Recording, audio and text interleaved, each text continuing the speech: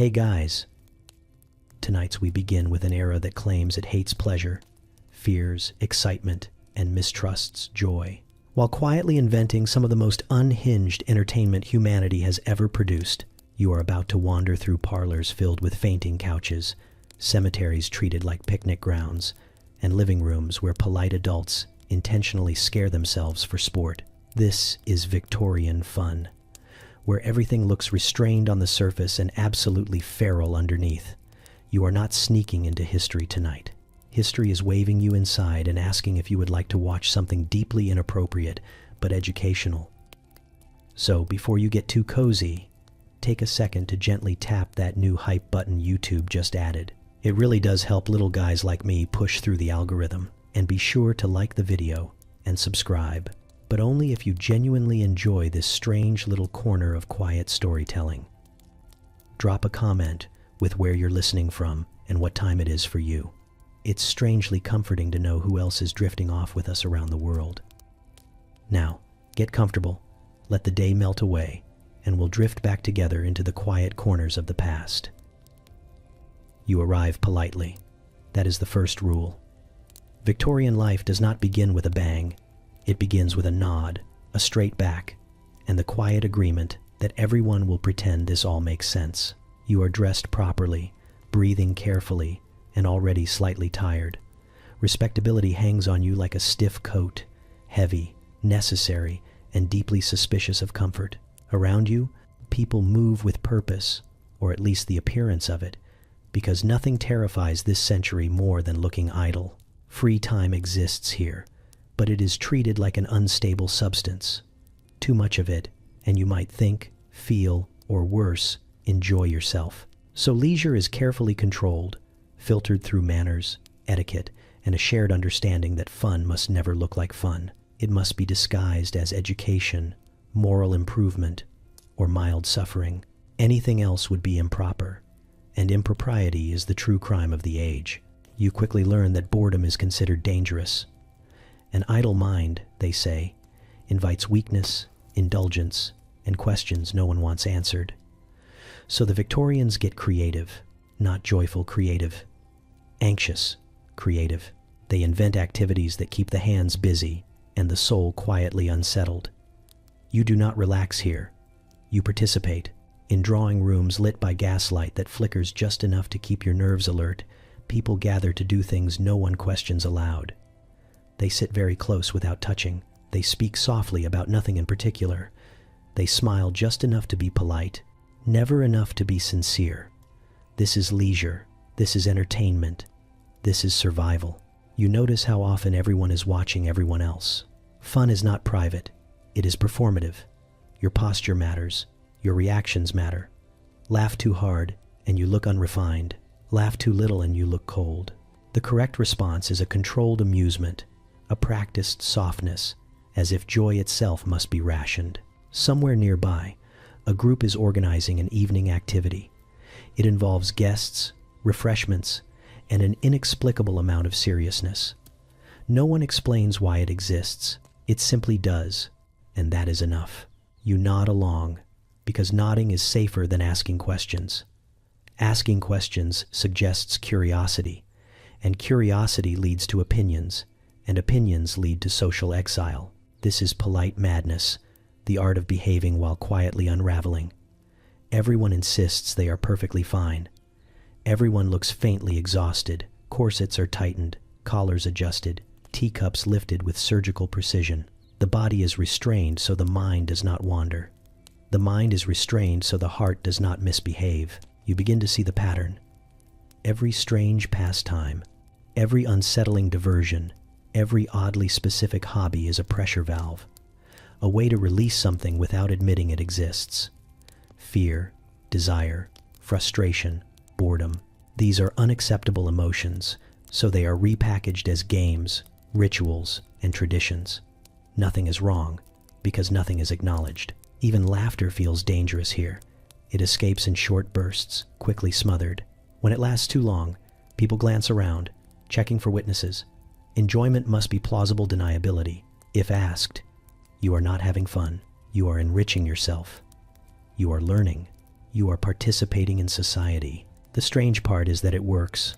Sort of. The structure holds, just barely. Underneath the layers of politeness, something restless stirs. You can feel it in the way conversations drift toward the morbid, the way entertainment leans toward discomfort, the way silence stretches until someone fills it with something deeply odd. This is not accidental. This is design. Victorian respectability is not natural. It is maintained constantly, like a delicate machine that needs to be wound with rituals, rules, and distractions. Free time becomes the enemy because free time allows reflection, and reflection invites honesty. Honesty is unacceptable, so instead, they build a world where even leisure requires effort. You start to understand why everything feels slightly off.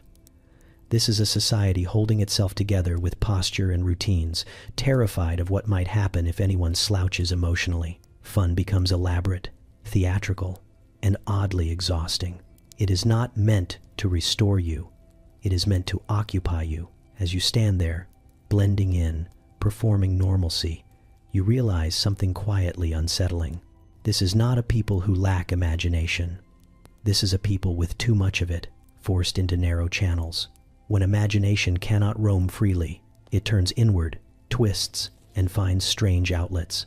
And this is only the beginning, because once you accept that fun must be disguised, suffering must be polite, and boredom must be avoided at all costs, you open the door to an entire century of activities that make perfect sense here and absolutely nowhere else.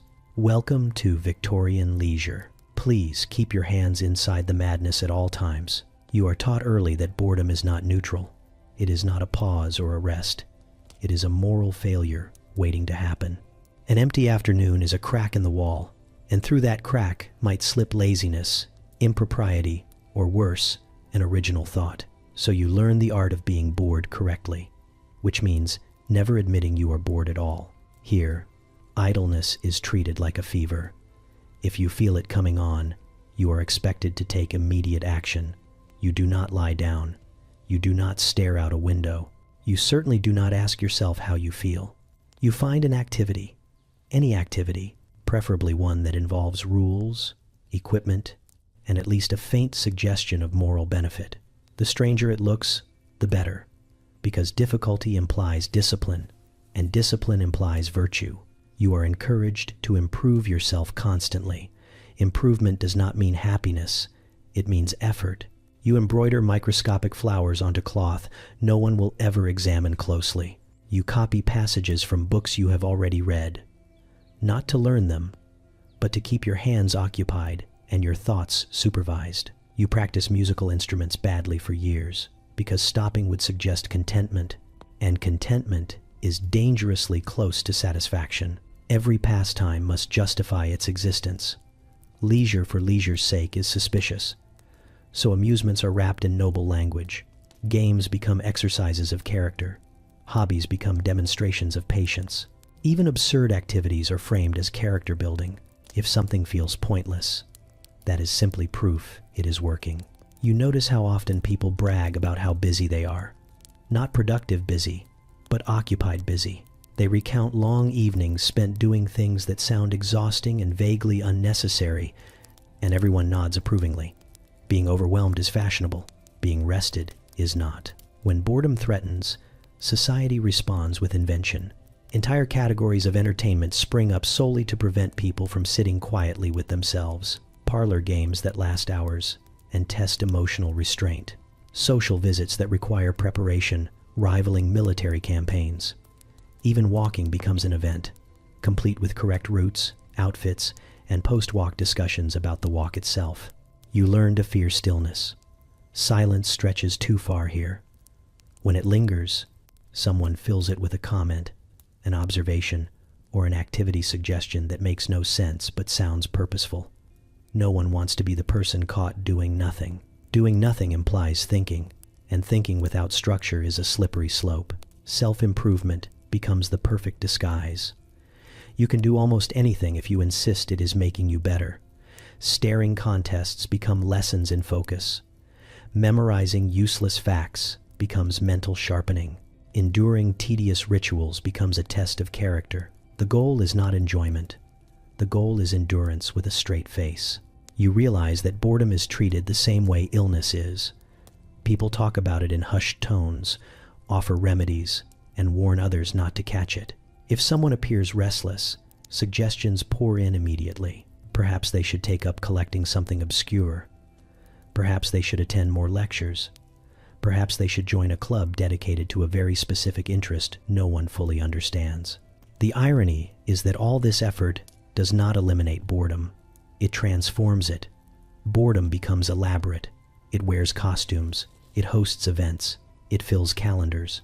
People are still bored, but now they are bored together, formally, with tea. You begin to sense that these amusements are not meant to entertain so much as contain. They keep emotions neatly boxed. They give people something to point at and say, "This is what I do," instead of "this is what I feel." It is safer to master a pointless skill than to confront a quiet dissatisfaction. Sometimes, late in the evening, when the activities finally end, you catch a glimpse of something honest, a sigh held too long, a gaze that drifts, a moment where someone looks almost relieved that the performance is over. Then it disappears, replaced by polite conversation and plans for tomorrow's distractions. Being bored correctly means never letting boredom look like boredom. It means converting it into tasks, habits, and traditions that fill the hours without asking too much of the heart. You are not escaping emptiness. You are decorating it. And the truly impressive part is how convincing it all feels. You are busy. You are improving. You are doing exactly what is expected of you. You are also, quietly, deeply bored. But no one will ever know. You enter the room quietly, because grief has acoustics. The curtains are drawn even though it is daytime, and the air smells faintly of flowers that are already starting to give up. Everyone is dressed in shades that suggest sorrow without demanding sincerity. Black, charcoal, deep violet, the approved palette of respectable despair. You take your seat and immediately understand that this is not a gathering to process loss. This is a gathering to perform it. Victorian mourning is not spontaneous. It is structured.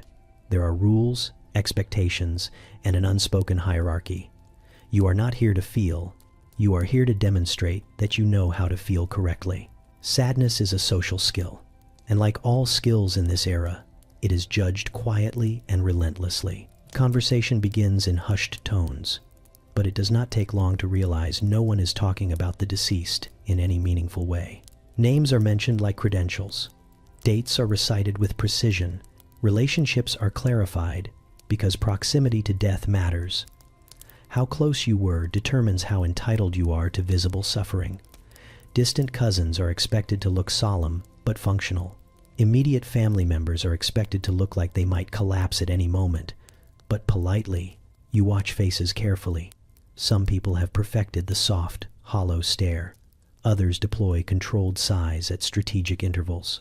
A few dab their eyes without disturbing their makeup, which is a genuine achievement and earns subtle admiration. There is an entire language here, spoken without words, and you are expected to be fluent. What surprises you is how competitive it feels.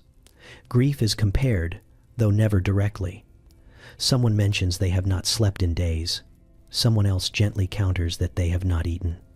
A third person says nothing, but looks thinner than last week, which is a bold move and does not go unnoticed. This is mourning as social theater, and everyone knows their lines.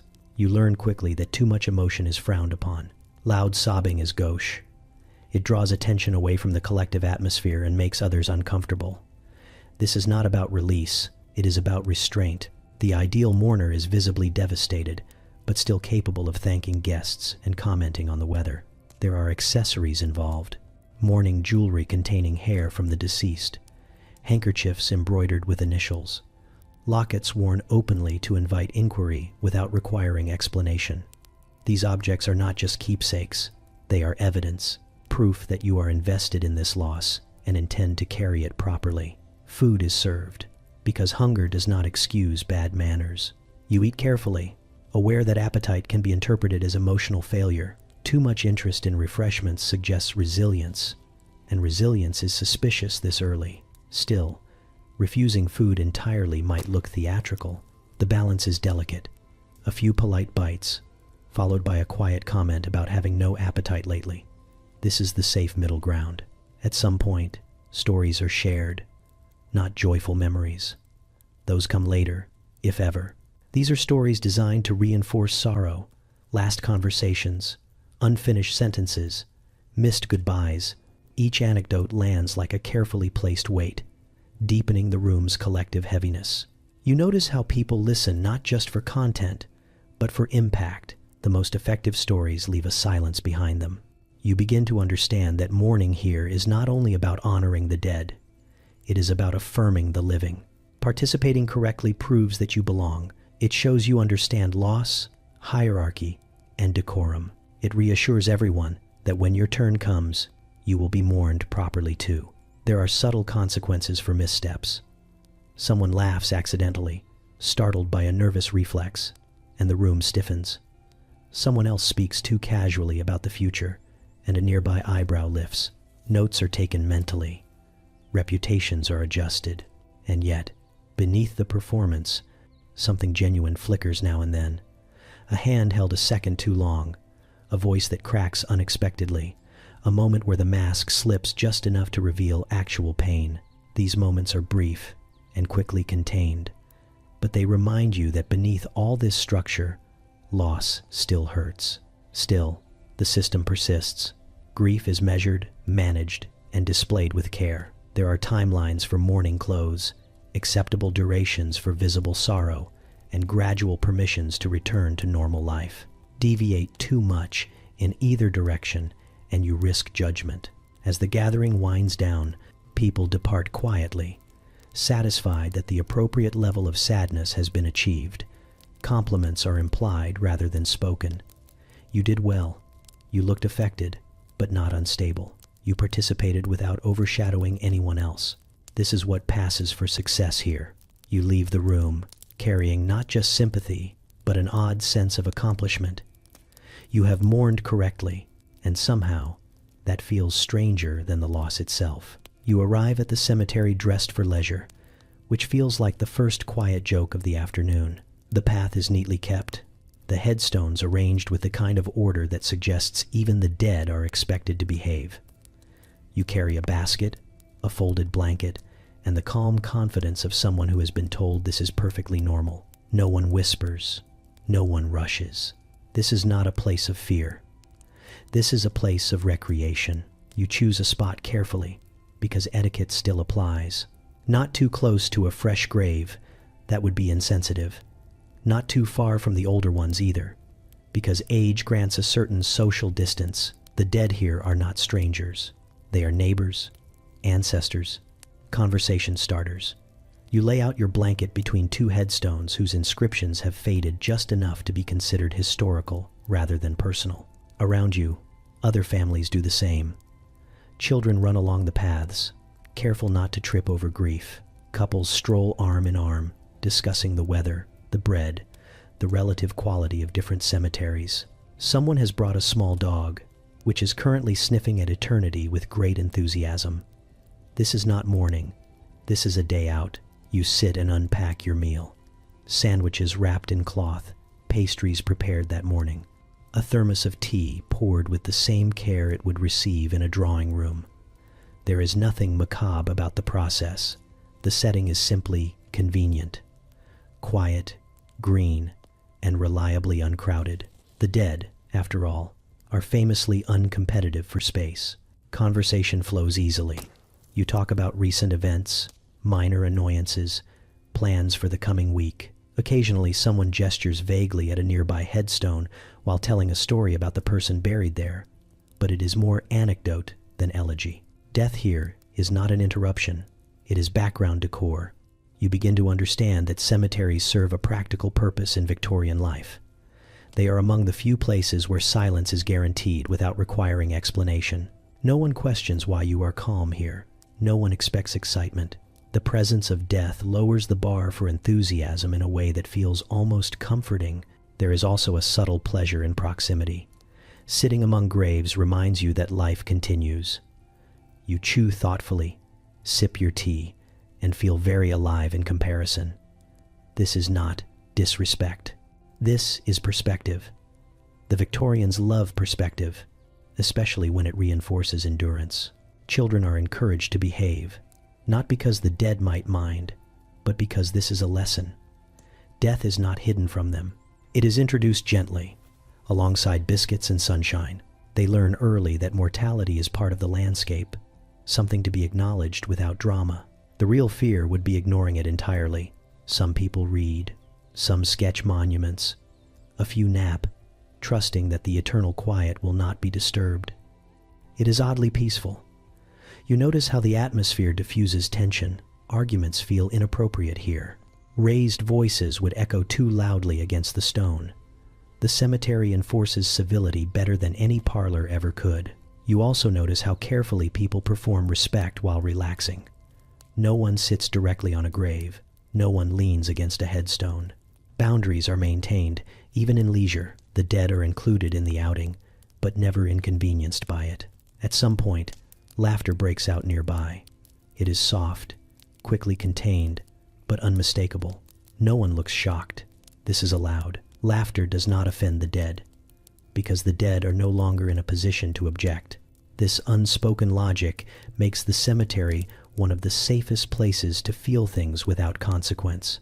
There is something faintly rebellious about enjoying yourself here, even though it is entirely sanctioned. You are doing something that looks wrong but is socially approved. The Victorians excel at this contradiction. They take the forbidden and normalize it through repetition and etiquette. As the afternoon wanes, people begin to pack up. Crumbs are brushed away. Blankets are folded. The dead are left undisturbed, as they always are. You take one last look around, at the stones, the trees, the ordinary miracle of a space where life and death coexist without conflict. Walking away, you feel lighter than expected. The cemetery has done its work. It has reminded you that life is temporary, which somehow makes the sandwich taste better. You do not leave with dread. You leave with contentment, a full stomach, and the quiet understanding that even among the dead, the living find ways to pass the time politely. You are invited into the parlor with a smile that feels just a little too eager. The furniture is arranged in a way that suggests intimacy rather than comfort. Chairs pulled close, lamps turned low, curtains drawn like the room itself is trying to listen. Someone announces a game, and the word game does a lot of heavy lifting here. This is not about fun.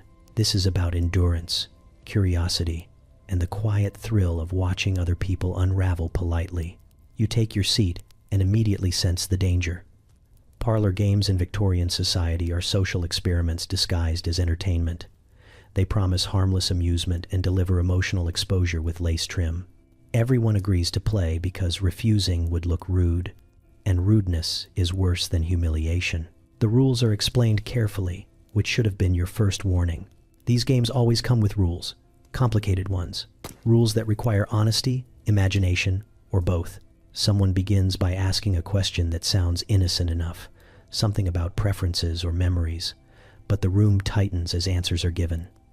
Every response is weighed. Every hesitation is noted. You realize quickly that these games are designed to extract information. Secrets surface not because anyone wants them to, but because the structure demands participation. Declining to answer is allowed in theory, but in practice it marks you as suspicious. What are you hiding? Why are you uncomfortable? Why are you ruining the mood? The questions escalate. Hypotheticals become personal. Scenarios drift into territory no one would normally discuss aloud. Who would you trust most? Who would you fear losing? Who would you choose if you had to choose? Laughter ripples through the room, but it is nervous, brittle, the sound people make when they are trying not to reveal too much. Someone across from you answers too honestly. The room freezes for half a breath. Eyes flicker. A relationship shifts in real time. The game continues anyway, because stopping would require acknowledging discomfort, and that is never done directly. There are physical games too, ones that involve endurance or composure, staring contests that last long enough to make people sway, balance games that require standing far too close to acquaintances, activities where fainting is not just possible, but expected. When someone does swoon, they are caught, seated, and quietly admired for their commitment to the experience. You notice how quickly alliances form and fracture. a glance shared, a smirk misunderstood, a truth revealed accidentally. These games do not end when the rules say they do. They linger. They resurface later in conversations, in silences, in the way people avoid certain topics or each other entirely. What makes it worse is the insistence that this is all harmless. It is just a game. No one meant anything by it. If feelings are hurt, that is unfortunate, but surely unrelated. The Victorians are very good at separating cause from effect when it suits them. You play your part carefully. You answer truthfully enough to appear sincere, vaguely enough to protect yourself. You laugh when appropriate. You maintain eye contact without inviting scrutiny. This is a skill, and not everyone has it. Those who lack it tend to suffer. As the evening progresses, the games grow more elaborate. Charades that feel less like guessing and more like public interpretation. Word games that require quick thinking and reveal far too much about how your mind works. Each activity peels back another layer of social armor. By the end of the night, the room feels different, heavier, charged. Friendships have been tested, not always successfully. Couples exchange glances that carry questions they will not ask until later. Someone leaves early, citing a headache that everyone politely believes. You stand to leave, thanked warmly for your participation. Compliments are exchanged. The evening is declared a success, and in a way, it is. Information has been gathered. Dynamics have shifted. Everyone has learned something they cannot unlearn. Walking home, you replay moments in your mind. Things said, things not said. The Victorians call this stimulating. They call it social engagement. They do not call it what it is, emotional fencing with no protective gear. The next time you are invited to a parlor game, you will accept with a smile, and you will be just a little more careful about where you sit. You are told it is good for you. That is how it always starts. Laughter, you are informed, strengthens the lungs, lifts the spirit, and reminds the body it is still alive. No one mentions that it can also knock you unconscious if pursued with enough enthusiasm. In Victorian society, this is not a warning. It is a challenge. You gather in a drawing room, already thick with anticipation. Chairs are arranged in a loose circle, close enough to feel communal but far enough apart to allow for collapse. Someone clears their throat and announces the purpose of the evening, an exercise in mirth, a test of composure, a harmless amusement. Everyone nods solemnly, because nothing says harmless like a room full of adults preparing to laugh themselves senseless on purpose. The rules are simple, which should concern you. Someone begins to tell a story. It is not especially funny at first. That is intentional. The humor creeps in sideways, absurd details piling up, pauses stretched just long enough to unsettle. The goal is not a quick laugh. The goal is sustained laughter, endurance laughter, the kind that starts in the chest and refuses to leave. At first, people laugh politely, controlled chuckles, a hand raised to the mouth.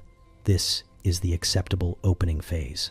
But the story continues, winding into nonsense, contradictions, and exaggerated seriousness. Someone snorts unexpectedly.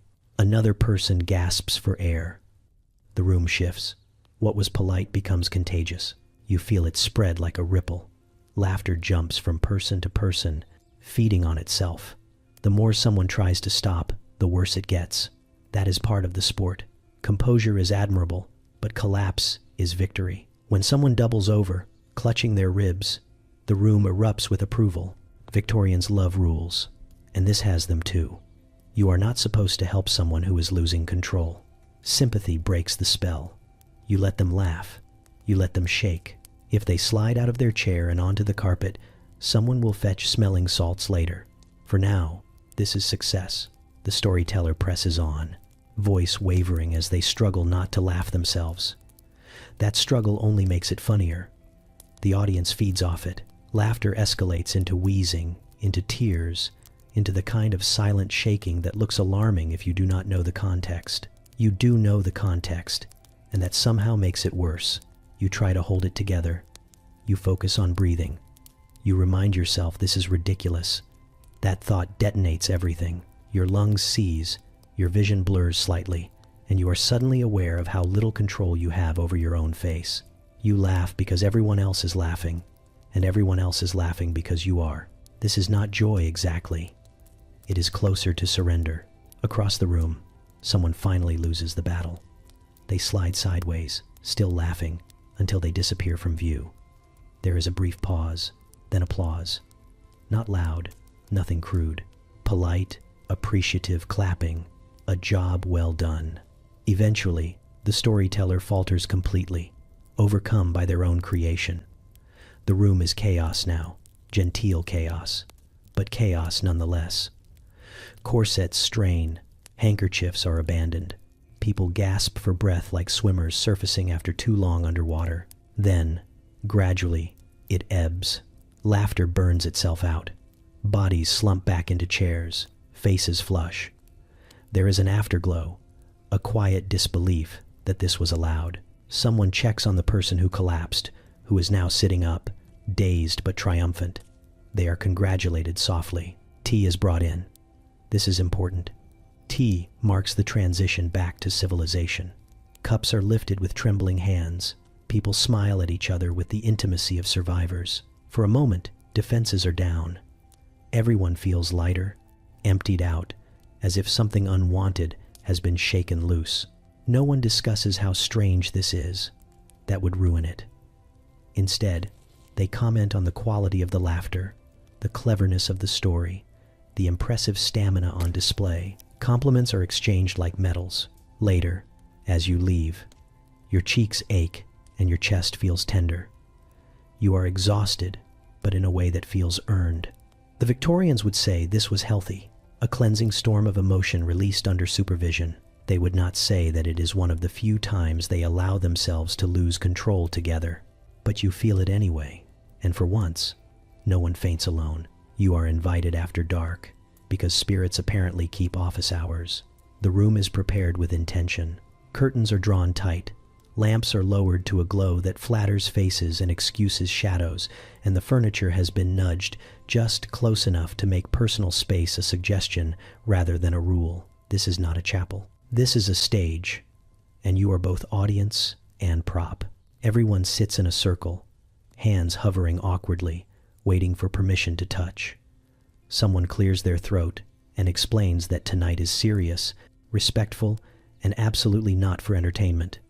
This is said with the same tone used before fireworks. You nod, because nodding is required, and because you already know this will feel less like faith and more like a well-rehearsed performance with excellent lighting. The medium arrives last. Of course they do. They wear layers that whisper when they move, and jewelry that catches the light at dramatic moments. Their voice is calm, soothing, and carefully paced. You notice how they pause just long enough to let anticipation swell. This is not accidental. This is craft. Hands are joined. The contact is immediate and intimate, a reminder that seances are also about testing social boundaries under the protection of the supernatural. You are suddenly holding hands with someone you barely know, and it is acceptable because ghosts. The medium asks everyone to clear their minds, which is ironic given the circumstances. The room grows quiet. Not natural quiet, but theatrical quiet. Every creak of the building sounds intentional. Every breath feels amplified. Someone drops something accidentally and apologizes to the spirits, just in case. This is an environment where coincidence has excellent timing. The medium begins to speak, softly at first. They describe a presence, vague enough to apply to anyone. Someone from beyond, someone with unfinished business. You feel a collective lean forward. Everyone wants it to be personal. Everyone hopes it is not them. A table trembles slightly. You are not sure if it moves or if the room simply wants it to. Gasps ripple around the circle, carefully contained. No one screams. That would be rude. Instead, people widen their eyes and grip hands tighter, feeding the moment without disrupting it. Questions are asked, not direct ones. That would be uncouth.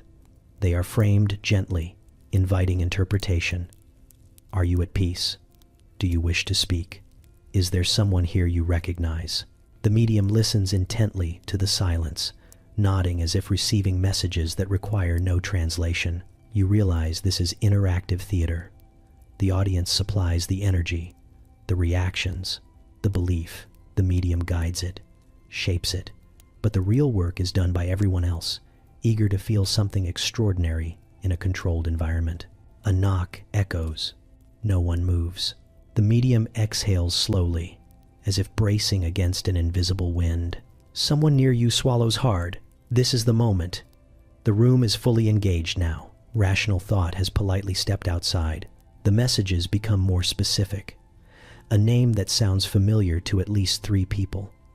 A detail that could apply to half the room. A reminder that the dead know things they should not, but conveniently forget specifics when pressed.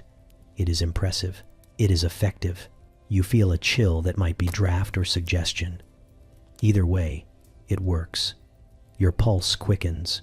For a moment, you are willing to believe.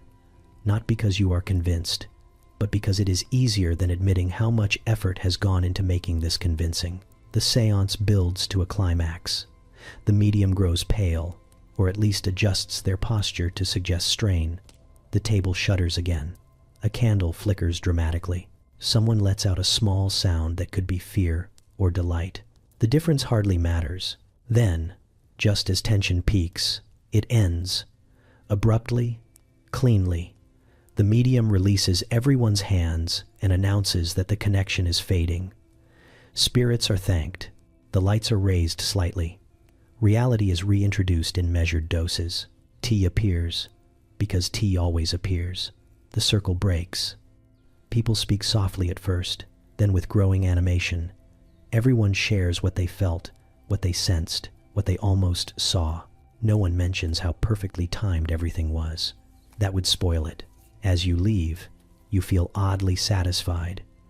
You have not communed with the dead, but you have participated in something communal, dramatic, and just unsettling enough to linger.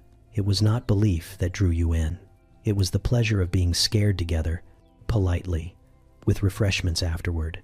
You hand over your money willingly, which is the first clue that something has gone very wrong. The pamphlet promises instruction, insight, and moral uplift. It does not mention terror, but the illustration on the cover suggests screaming is implied. This is how fear is sold to you in Victorian society, not as indulgence, but as improvement. You are not here to be frightened. You are here to learn. The fact that your pulse is already climbing is merely a side effect. The venue looks respectable enough from the outside. Brick facade, orderly entrance, a sign that uses words like exhibition, lecture, and demonstration.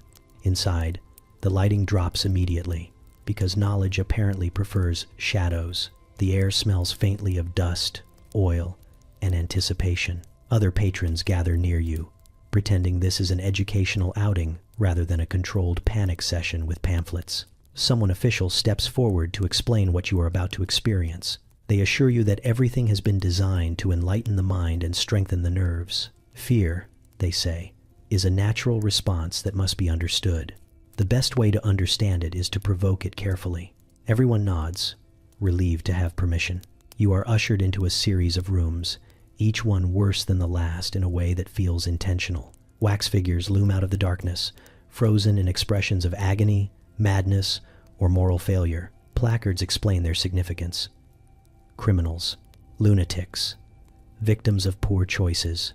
You read quickly, because reading gives you something to do with your eyes while your imagination fills in everything the lighting suggests. A sudden noise makes half the room flinch.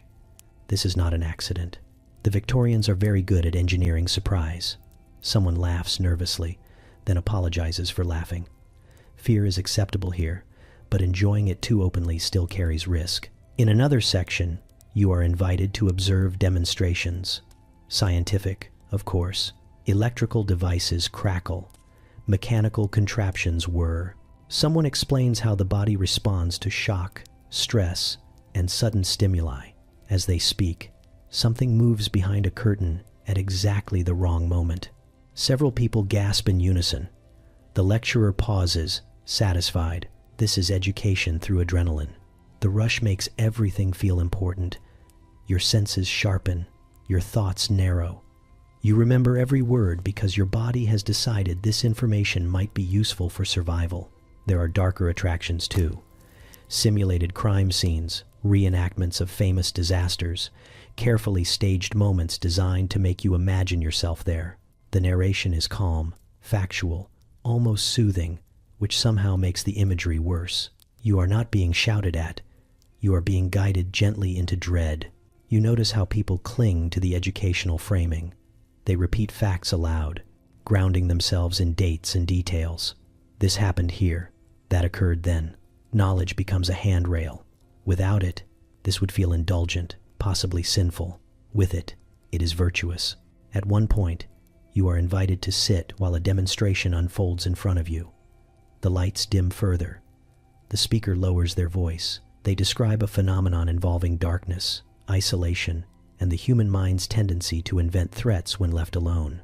As they speak, the room responds. Shadows shift. Sounds echo. You are living the lecture. Your heart pounds. You remind yourself that you chose this, that this is safe, that you paid for it.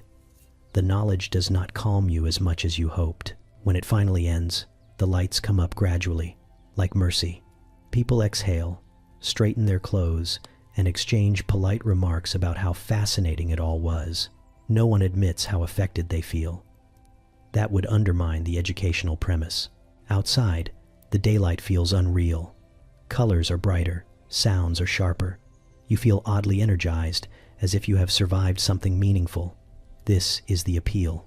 Fear wakes you up in a world determined to keep everything muted. Victorian society does not allow wild thrills. It allows controlled ones, fenced in by explanations and moral purpose. You scare yourself not because you want to, but because you are told it is good for you, and because, quietly, it is. You walk away clutching your pamphlet, heart still racing, mind buzzing with images you did not need to see, but you will remember them. That is the point. You are told to sit comfortably, which is generous language for a straight-backed chair, placed far too close to other straight-backed chairs. The room is quiet in a way that feels intentional, like silence has been polished and put on display. Someone explains the rules in a whisper, as if loud voices might startle the seriousness. You are to look, you are not to react. You are to remain still until someone else fails. This is a staring contest, but not the kind you remember from childhood. There is no countdown, no playful energy, no clear finish line. This is an adult version, formal, drawn out, and faintly oppressive. The goal is not to win. The goal is not to lose. The goal is to endure without revealing anything at all. You take your place across from another participant. Their face is neutral, already practiced, like a mask that has been worn often enough to forget what it hides. Around you, others pair off. The room settles into a hush so deep you can hear breathing patterns shift. It begins without announcement. Eye contact locks in, and suddenly you are aware of your own face in a way you rarely are. Every muscle feels suspicious. Is that a twitch? Is that a blink? You are not supposed to blink too often, but you cannot not blink. The balance is delicate, absurdly so. Time stretches. Seconds lose meaning. This is part of the challenge. Without conversation or movement, your mind fills the space. You think about nothing and everything. You wonder how long this has been going on. You wonder how long it could go on. You wonder why you agreed to this. Across from you, your opponent's expression does not change. Their eyes water slightly, but they do not move to wipe them. That would be failure. You admire their commitment even as you resent it. The room feels warmer. Or maybe that is your imagination. Sensations intensify when nothing else is allowed to happen. The scratch of fabric, the creak of a chair as someone shifts imperceptibly and is immediately judged for it. A cough from the corner breaks the tension for half a heartbeat. Everyone ignores it. Ignoring things is a skill here. You return your focus to the face in front of you, searching for cracks, a flicker of amusement, a tightening jaw, anything. Someone else loses first. A laugh escapes them, sudden and uncontrolled, as if their body rebelled. The sound lands heavily. The loser looks embarrassed but relieved. Applause does not happen. That would be too expressive. Instead, there is a subtle nod of acknowledgement. They are escorted out of the contest gently, like someone leaving a library early. The rest of you continue. Your eyes begin to ache. You realize how much effort it takes to look without reacting. Faces are strange when stared at this long. Features distort. Expressions seem to hover between emotions. You start imagining what the other person is thinking, and then you stop yourself. Thinking leads to feeling, and feeling leads to expression. This is not about dominance. It is about control. The ability to sit with discomfort and show nothing. The Victorians value this highly. It suggests strength, composure, and a refusal to be easily affected by the world. Another participant fails. A blink held too long, a mouth that twitches. The smallest betrayals are enough. They leave quietly, eyes lowered, as if exiting a religious service early. Your own resolve wavers. Your eyes burn. Your thoughts wander dangerously close to humor, which would be catastrophic.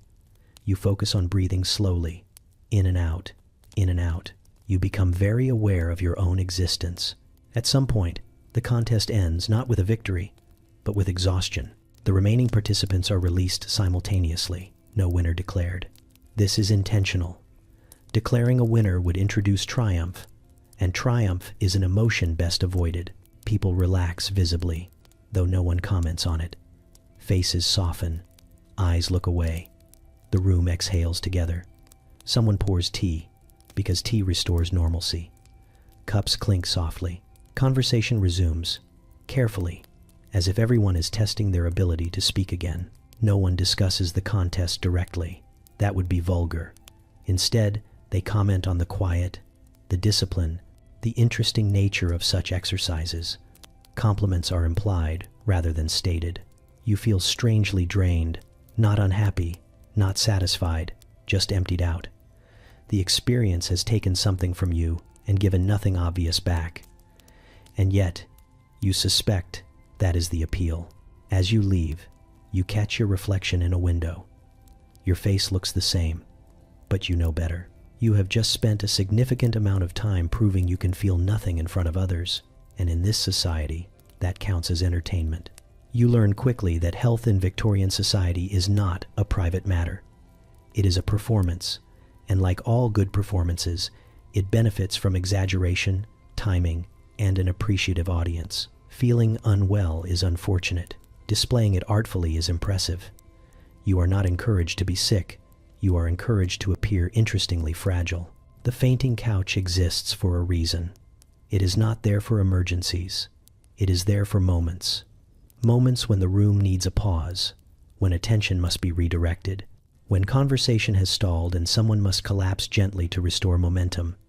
You notice how strategically it is placed, always within reach, always upholstered in something dramatic. You begin with a cough. Nothing alarming, just enough to suggest a delicate constitution. Heads turn. Someone asks if you are quite all right.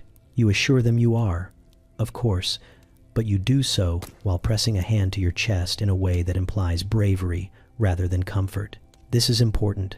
Illness here is not weakness. It is an accessory. Others take it further. A sudden bout of dizziness, announced softly but insistently. A sigh followed by a pause long enough to invite concern. Someone dabs their forehead and murmurs about the heat, even though the room is objectively cold. These are not accidents. These are cues. You watch a master at work. A woman rises to speak, sways almost imperceptibly, then sinks back into her chair with practiced grace. Gasps ripple. Chairs scrape. Someone fetches smelling salts with the speed of a stagehand hitting their mark. She revives moments later, apologetic, radiant, the center of attention without having said a word. The beauty of the fake illness is that it cannot be challenged without cruelty. To doubt someone's discomfort is socially unacceptable. To question the sincerity of a swoon would make you the villain. This gives the performer complete control. They may escalate or recover at will. Men participate too, though differently. A persistent cough that interrupts conversation at key moments. A sudden need to sit down. A comment about nerves or exhaustion delivered with a rueful smile. This signals sensitivity without threatening masculinity. It is a careful balance, but the skilled manage it. You begin to see how these performances shape social dynamics. A well-timed feint can end an awkward topic. A prolonged ailment can delay obligations. A dramatic recovery can inspire admiration. Illness becomes a language, spoken fluently by those who understand its power. Doctors are complicit, whether knowingly or not. Diagnoses are vague, treatments theatrical, tonics, rest cures, and instructions to avoid excitement. Avoiding excitement becomes an excellent excuse for refusing anything inconvenient. You are not antisocial. You are delicate. There is a strange intimacy in shared suffering. People bond over symptoms, compare remedies, and trade stories of near collapse. These conversations are animated, detailed, and oddly cheerful. Misery, when stylized, becomes a social glue. You try it yourself one evening. The timing is right. The room is crowded. Attention has drifted. You feel a slight warmth in your face, which may be real or may be imagination, and you lean into it. Your breath shortens. Your vision narrows just enough to be noticeable. Someone reaches out instinctively. You allow yourself to be guided to a chair. You apologize softly. You insist it is nothing. This is the correct response. Concern intensifies. Someone offers water. Someone else suggests fresh air. You decline both, because acceptance would shorten the scene. When you recover, you do so gradually. You thank everyone. You smile faintly. You are praised for your fortitude. No one mentions that you were perfectly fine 5 minutes ago.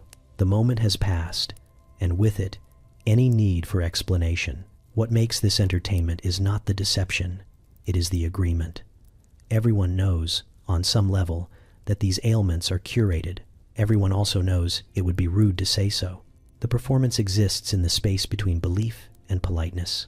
Of course, sometimes people are genuinely unwell. This complicates things. Real illness disrupts the rhythm. It lacks control. It overstays its welcome. That is why it is treated differently, with seriousness rather than charm. The fake illness is tidy. It arrives on cue and leaves gracefully. It adds texture to social life without demanding too much. It is vulnerability with boundaries. As the evening ends, you reflect on how easily discomfort becomes currency. In a society where strong emotion is discouraged, physical weakness provides a sanctioned outlet. You may not cry openly, you may not rage, but you may faint, and when you do, you are admired, attended to, and gently returned to your place. It is exhausting, this constant performance of fragility, but it is also, undeniably, effective. You join the line without quite admitting why. The posters promise education, anthropology, science, words carefully chosen to reassure you that what you are about to do is respectable. You are not gawking. You are observing. You are expanding your understanding of the human condition. The fact that the illustrations are lurid and the crowd is buzzing with anticipation is purely incidental. Inside, the space smells of sawdust, perfume, and the faint anxiety of too many people trying to look composed. Everyone stands a little straighter here. This is a place where manners matter, because staring is only acceptable if done politely. You are expected to look, but not react. Curiosity is encouraged. Emotion is not. The exhibits are introduced one by one, each accompanied by a placard filled with impressive language, scientific terms, geographic origins, measurements carefully listed to imply objectivity. The person on display stands beneath it all, very still, very practiced. They have learned how to be looked at without flinching. You feel the tension immediately. Your eyes want to roam. Your face wants to respond. You suppress both. This is the art of the freak show. It is not about shock. It is about controlled discomfort, yours and theirs, layered beneath politeness like lace over something sharp. The crowd murmurs in low tones. People comment on proportions, on rarity, on how extraordinary it all is. No one says what they are really thinking. Instead, they ask questions that sound intellectual. How fascinating, how unusual, how remarkable the diversity of nature is. You nod along, relieved to have approved phrases ready. Some performers lean into it. They smile, bow, play their roles with theatrical flair. Others remain impassive, conserving energy. meeting the audience's gaze just long enough to remind you that this exchange goes both ways. You are not invisible here. You are part of the display too. Children are present, brought along as if this were a museum. They are instructed to behave, to be respectful, to learn. Their questions are shushed not because they are cruel, but because they are honest. Honesty is dangerous in a place built on pretense. You notice how long people linger, how they circle back for another look, how difficult it is to stop staring once you have started. The mind searches for context, for explanation, for reassurance that this is acceptable. The signs help, the lighting helps, the presence of others helps most of all. Shared curiosity feels less like cruelty. There is applause at the end of some displays. Polite, measured, the kind reserved for demonstrations rather than delight. The performers acknowledge it with nods or gestures, professional to the last. This is their livelihood. They know how to deliver fascination without demanding empathy. You feel conflicted, though no one asks you to articulate it. That would spoil the experience. Instead, you focus on the educational framing. You remind yourself that you have learned something about bodies, about variation, about how wide the definition of normal can be when presented carefully. And yet, as you move from exhibit to exhibit, a pattern emerges. The fascination is not really about difference, it is about reassurance. Standing here, you are reminded of what you are not. You leave feeling ordinary, which in Victorian society is a quiet relief. The freak show provides boundaries. It draws a line between observer and observed, between acceptable and exceptional, between the audience and the stage. Those boundaries are comforting. They keep chaos contained. There is an unspoken rule that you do not linger too long on any one person. That would feel invasive. So you rotate, take measured glances, move on. The rhythm keeps guilt at bay. When you exit, you hear people discussing the exhibits in the same tone they might use for paintings or artifacts. Tasteful, distant. The experience is declared enlightening, worthwhile. No one mentions how uneasy they feel. Outside, the daylight feels sharper.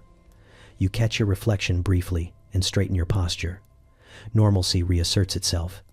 You are back among the unremarkable, and that feels like safety. The freak show remains behind you. Lights dimmed, performers resetting, curiosity waiting for the next crowd. You do not question it too deeply. After all, you were not staring. You were learning.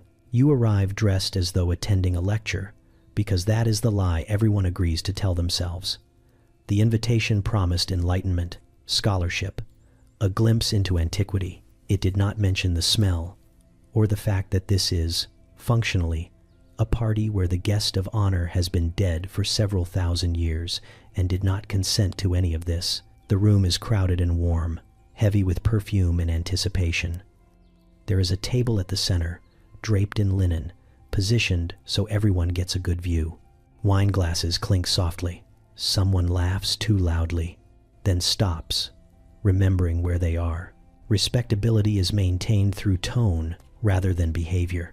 The mummy lies still, which is the bare minimum expected of it. Layers of ancient wrapping hold centuries of sand, ritual, and quiet firmly in place. The host clears their throat and begins explaining Egypt. Dynasties are mentioned. Gods are referenced. Everyone nods, relieved to have context, because context makes this feel less like grave interference and more like culture. You lean forward with the others as the first layer is removed. The sound is dry, almost brittle, like opening a book that has waited too long. Dust rises into the lamplight. Someone coughs and apologizes, embarrassed to interrupt history. Another guest remarks on how remarkably well-preserved everything is, as if commenting on a roast. Each layer peeled back earns murmurs of appreciation. The wrappings are examined, passed around, held delicately between fingers that moments ago were buttering bread. There is talk of hieroglyphs, of craftsmanship, of how extraordinary it is that this body has traveled so far only to end up here, beneath a chandelier. You are offered a closer look. You hesitate just long enough to seem thoughtful, then accept. The fabric is surprisingly light. You imagine the hands that wrapped it, the ceremony, the intention. This thought lasts approximately 2 seconds before someone asks if you can see the stitching clearly. The academic tone persists bravely. Measurements are suggested, observations are shared, speculation blooms. How old was this person? What did they eat? Did they expect this? No one asks the last question aloud, because that would spoil the mood. There is excitement when jewelry appears. A collective intake of breath. Gold glints. Applause almost happens, then thinks better of it. Instead, people smile with satisfaction, like successful archaeologists who did not have to leave the city. The body beneath is revealed slowly, strategically. Not all at once. That would be gauche. The face draws the longest pause. Lamps are adjusted. Someone comments on the expression, on how peaceful it looks. Another insists it looks stern. A debate begins, because this is now a social object, open to interpretation. You notice how comfortable everyone becomes. The initial reverence fades into curiosity, then into something like entertainment. Plates are refreshed. Notes are taken. Someone sketches. The ancient dead have become a centerpiece, a conversation starter, a reason to gather on a weeknight. There is a faint unease beneath it all, like a draft you cannot quite locate. You feel it when the laughter lingers a second too long, when someone suggests preserving a fragment as a keepsake, when the host jokes about how these events are all the rage lately. You wonder what future generations will do with you if given enough wine and permission. Still, you stay. You listen. You nod. You participate, because leaving would draw attention, and attention is dangerous. It might imply judgment. It might suggest you are uncomfortable with history being handled so casually. The unwrapping concludes with polite satisfaction. The mummy, now partially exposed, is declared fascinating, educational, worth the effort. Plans are made to attend another event like this soon. Someone recommends a supplier. As coats are retrieved and goodbyes exchanged, the body remains behind, quieter than ever. Relieved perhaps that the performance is over, you step back into the night, carrying the strange certainty that you have learned something important, not about ancient civilizations, about how easily curiosity turns into spectacle when dressed well enough. You stand in a hall that smells like vinegar, boiled meat, and moral superiority. The tables are long, the benches hard, and the audience unusually quiet for something that claims to be wholesome entertainment. This is not a feast. It is a test. The participants sit stiffly, hands folded, faces composed, as if about to be examined rather than fed. The food arrives without flourish. Dishes are set down with the seriousness of legal documents. Bowls of jellied eels, plates stacked with cold kidneys, dense puddings that glisten ominously, pies whose contents are never fully explained. No one compliments the presentation. That would imply enjoyment. And enjoyment is not the point. You are told, repeatedly, that this is about endurance, about fortitude, about proving mastery over appetite rather than surrendering to it. Pleasure would cheapen the exercise. Pleasure would suggest weakness. The goal is not to like what you consume, but to outlast it. The first competitor begins with deliberate movements, chewing carefully, swallowing with visible effort. The room watches intently. Each bite is a small drama. Will they pause? Will they falter? Will their expression betray something dangerously close to satisfaction? You learn quickly that reacting is discouraged. No cheering, no laughter. Applause is reserved for completion, not enthusiasm. The crowd murmurs approval only when someone finishes a particularly grim portion without complaint. Another competitor follows, tackling a dish that smells aggressively of fish and preservation. They breathe through their nose with concentration, eyes fixed on nothing. Someone near you whispers about the nutritional value, as if that helps. Someone else mentions how character is built in moments like this. Time stretches. Plates empty slowly. Faces grow pale. The food does not get better. It gets heavier, denser, more symbolic. Each course feels like a statement about discipline and the dangers of indulgence. You notice how often the word wholesome is used. Wholesome challenge, wholesome competition, wholesome discomfort. It becomes clear that this is not really about eating. It is about control, about proving that you can put things into your body without letting your body have an opinion. One participant hesitates, fork hovering. The room stiffens. A pause like that is risky. It suggests thought, and thought might lead to refusal. Eventually they continue. Slower now, determination etched across their face. A few heads nod. Respect is restored. There are rules. No seasoning beyond what is provided. No water until the end. No commentary during consumption. Complaining is grounds for disqualification, as is smiling too much. You wonder how often that rule has been enforced. The audience prides itself on neutrality, but you can feel allegiances forming. People lean forward when a competitor struggles. They sit back when someone powers through a particularly unpleasant texture. This is suspense built on starch and social pressure. At one table, a man finishes his portion and sits very still, hands flat, breathing carefully.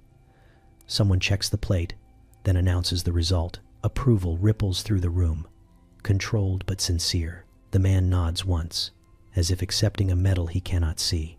There is no celebration, no second helping. Success here is quiet. It is marked by survival rather than satisfaction. You overhear conversations about previous events. The time someone managed fermented cabbage without flinching.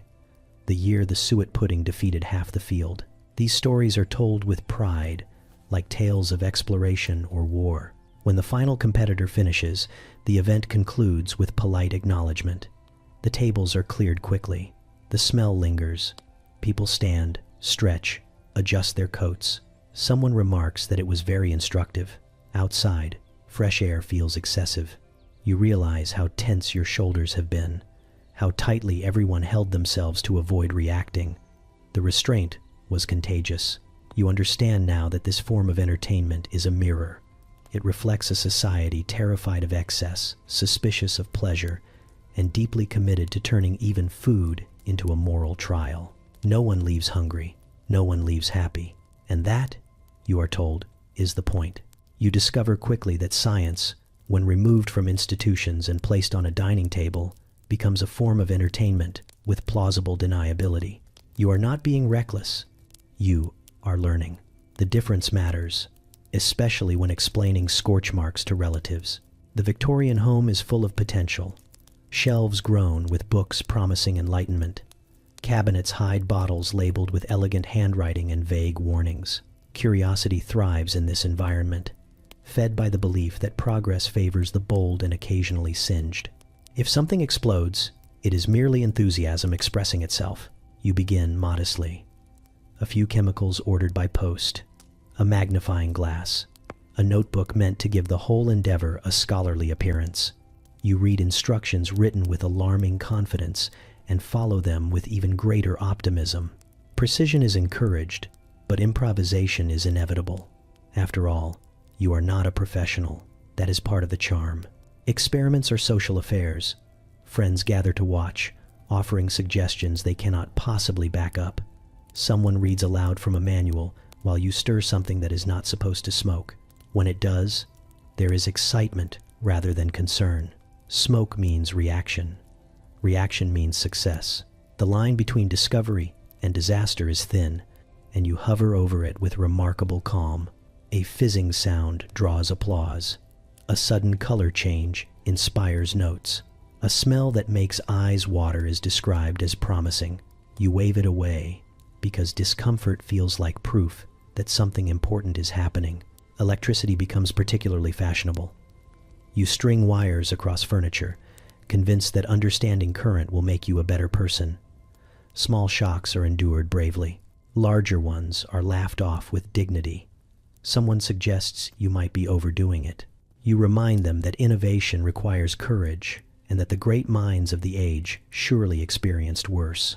Biology follows.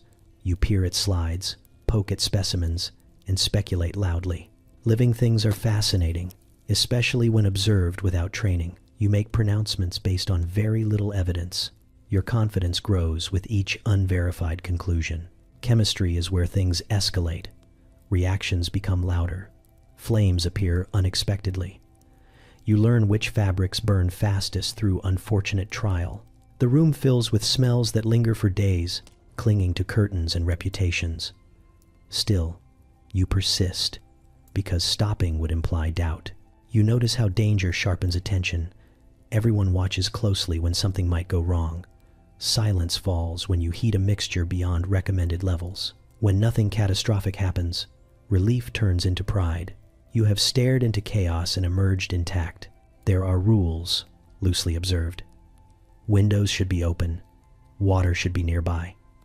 Someone should be ready to intervene, though no one is quite sure how. These precautions exist mostly to reassure rather than prevent. Failures are reframed as learning experiences. A cracked beaker is unfortunate but instructive. A minor burn becomes a story. A loud bang is retold with increasing enthusiasm. You collect these moments like credentials. The appeal lies not just in the science, but in the autonomy. Here, you decide what is worth testing.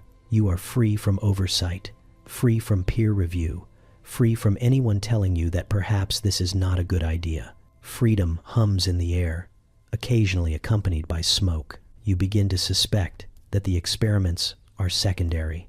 What really matters is the performance of intellect, the posture of inquiry, the thrill of standing at the edge of understanding with nothing but curiosity and a questionable setup. There is admiration in the room, mixed with concern. People speak of you as daring, inquisitive, slightly unhinged in a respectable way. This is flattering. It reinforces the idea that you are participating in progress rather than courting disaster. Eventually, something goes undeniably wrong. Not tragic, but undeniable. A reaction leaps beyond control. A flame refuses to behave. There is a scramble, a shout, a moment where consequences feel very close. It resolves, barely. The room exhales. For a beat, no one speaks. Then someone laughs, a little too loudly, and the tension breaks. You make notes. You discuss variables. You promise adjustments next time, because there will be a next time. Danger, you have learned, feels purposeful when wrapped in curiosity. And curiosity, in this era, is the most entertaining excuse imaginable. You decide that learning is far too important to be left to professionals.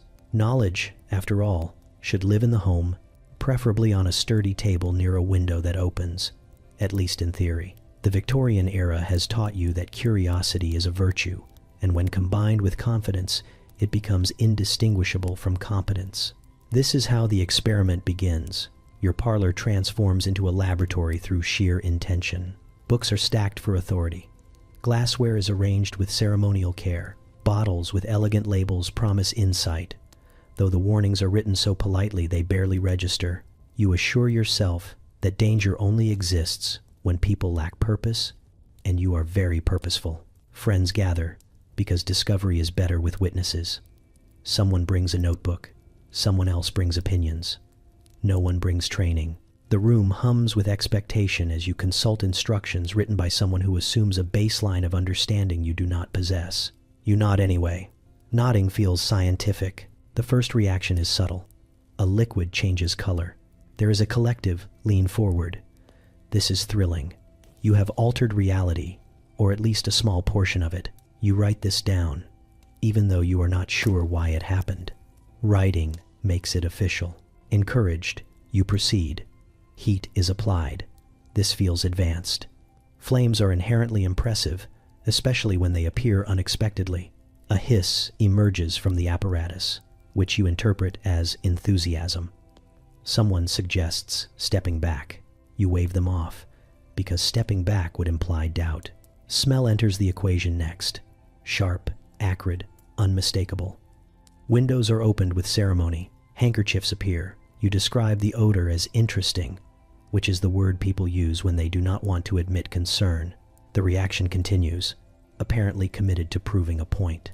Electricity follows, because it is modern and invisible, and therefore irresistible.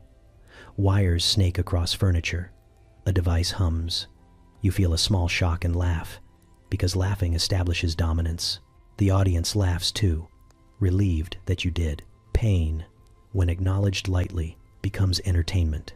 You notice how quickly caution dissolves once something works. Success breeds escalation. You add more of an ingredient than recommended, convinced that greater quantities yield greater insight. The mixture responds enthusiastically, too enthusiastically. There is a moment when the room goes quiet, not out of reverence, but calculation. Everyone is assessing exits. The apparatus rattles. You consider intervening, then decide to observe a little longer. Observation is the heart of science. When something spills, it is described as an adjustment. When something cracks, it is described as feedback. When something ignites briefly and then stops, it is described as promising. Language works hard to protect the illusion that this is all intentional. Biology experiments introduce a different kind of unease. You peer at specimens with confidence borrowed from illustrations. You poke, prod, and speculate. Conclusions are drawn rapidly and shared generously. No one challenges you, because no one knows enough to do so. As the evening progresses, the experiments blur together. Notes become less precise. Confidence remains unwavering. You are riding the momentum of inquiry, and momentum does not slow easily. Then comes the moment everyone will remember. A reaction behaves in a way that cannot be reframed. Heat surges. Sound follows. There is a flash that feels personal. Chairs scrape back. Someone yelps. You act quickly, though not expertly, and the situation resolves itself through a combination of luck and panic. Silence settles, thick and immediate. Smoke drifts upward, carrying the scent of ambition gone slightly astray. You stand very still, aware of your heartbeat and the fact that this could have been much worse. For a brief instant, the room holds its breath. Then you speak, calmly, explaining what you think happened. The explanation is speculative but confident. This reassures everyone. Confidence is contagious. Laughter returns, shaky but sincere. The incident is reframed as exhilarating. You promise refinements, adjustments. Next time, it will be even better. As people leave, they compliment your bravery, your intellect, your willingness to explore. You accept this praise graciously, already planning the next experiment. Later, alone with the quiet aftermath, you tidy up evidence of chaos and feel a familiar satisfaction. You have learned something, though you are not entirely sure what. Danger, you conclude, is simply curiosity asking for attention. And attention, in this age, is the highest form of progress. You curate your collection with the same care others reserve for fine china or landscape paintings. Each piece has a story which you are always ready to tell, even when no one asks, especially when no one asks. In Victorian society, owning unsettling objects is not a warning sign. It is a hobby, provided everything is arranged tastefully. The first thing guests notice is the hair jewelry. It sits in a velvet-lined case, braided locks arranged into brooches and rings with floral precision. You explain that it is sentimental, deeply romantic, a way to keep loved ones close. You do not immediately clarify that some of these loved ones were never actually known to you. That detail can wait. Hair, you insist, is durable, eternal, almost. It survives long after the rest has politely exited. This is said with a smile meant to reassure, though it rarely succeeds. Guests nod, murmuring appreciation while subtly checking whether their own hair feels secure. Nearby, death masks line the shelf, plaster faces frozen in their final expressions, somewhere between peaceful and mildly inconvenienced. You have positioned them carefully so they catch the light just right. This softens their features and makes them easier to discuss over tea. You point out the craftsmanship, the historical importance, the intimacy of capturing a person at the exact moment they stop being involved in anything. Someone asks whose they are. You answer eagerly. Poets, thinkers, a distant relative who never returned a borrowed book. Each name is delivered with pride. You can see the calculation behind your guests' eyes as they decide how long they are expected to look before politeness allows them to glance away. The room contains smaller curios as well. Mourning rings with tiny compartments. Lockets holding miniature portraits of the deceased, painted with unsettling cheer. Fragments of coffin wood, labeled neatly. You have resisted the urge to arrange them chronologically, though the temptation remains. You explain that this is not morbid, this is remembrance. In an age where death is ever present, ignoring it would be rude. Better to acknowledge it openly, to integrate it into daily life. You gesture around the room as proof. Death, here, is tasteful, coordinated, framed, Guests shift their weight as you speak. Chairs creak. Someone clears their throat. They compliment your dedication, which is the safest word they can find. You accept graciously. The hair wreath above the mantel is your favorite. An intricate circle of interwoven strands, crafted into leaves and petals. It took months to assemble, and longer to source. You recount the process with enthusiasm, explaining techniques and traditions. Victorian mourning, you say, is an art form. Grief must be expressed, but elegantly. You notice how eyes linger on the wreath, then slide away. It is doing its job. There is a social thrill in owning objects that make others uncomfortable. It establishes you as someone with depth, someone unafraid of the darker textures of existence. You are not frivolous, you are contemplative. The fact that people avoid sitting too close to certain shelves is merely a side effect. You offer to show a particularly rare piece, a relic connected to a famous death. The room grows very quiet. You pause for effect, then reveal it carefully. Reactions vary. Fascination wrestles with alarm. You interpret this as success.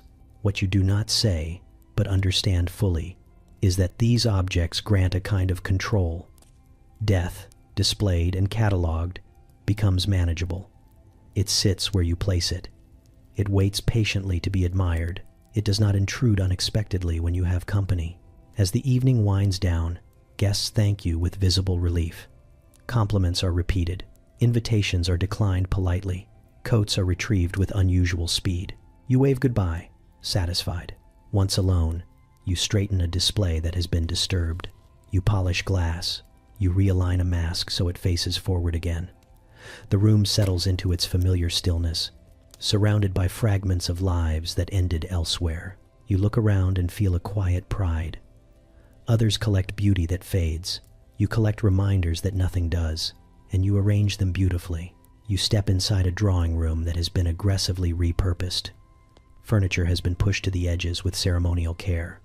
Rugs are rolled back like they are about to witness something important. Chairs line the walls, not for resting, but for judging. This is not a room for comfort tonight. This is an arena. The game has already begun. Though no one is moving, everyone is holding something. A hoop, a stick, a set of wooden discs. The objects look harmless, which is how you know they are not. Someone clears their throat and begins reciting the rules from memory. There are many rules. They reference angles, turns, penalties, and a scoring system that requires arithmetic and moral interpretation. You nod along even though you understand very little. Understanding is not required to participate. Commitment is. Victorian indoor sports exist because the body must be occupied without becoming suspiciously healthy. Too much exertion implies manual labor. Too much sweating suggests enthusiasm. These games are carefully designed to avoid both, while still feeling competitive enough to justify their existence. The first round begins. You are instructed to flick a small object across the floor, using a tool that looks like it was designed to stir soup. The goal is to land it precisely near another object, without touching a third object that represents something symbolic. No one can quite remember what. Possibly honor. You crouch slightly, which earns approving nods. Posture matters. Someone else attempts their move and fails dramatically, sending the piece skittering into a forbidden zone.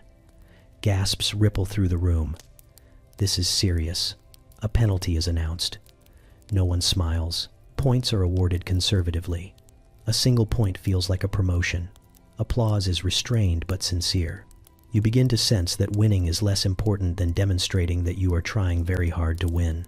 Between rounds, there is discussion. Strategies are debated.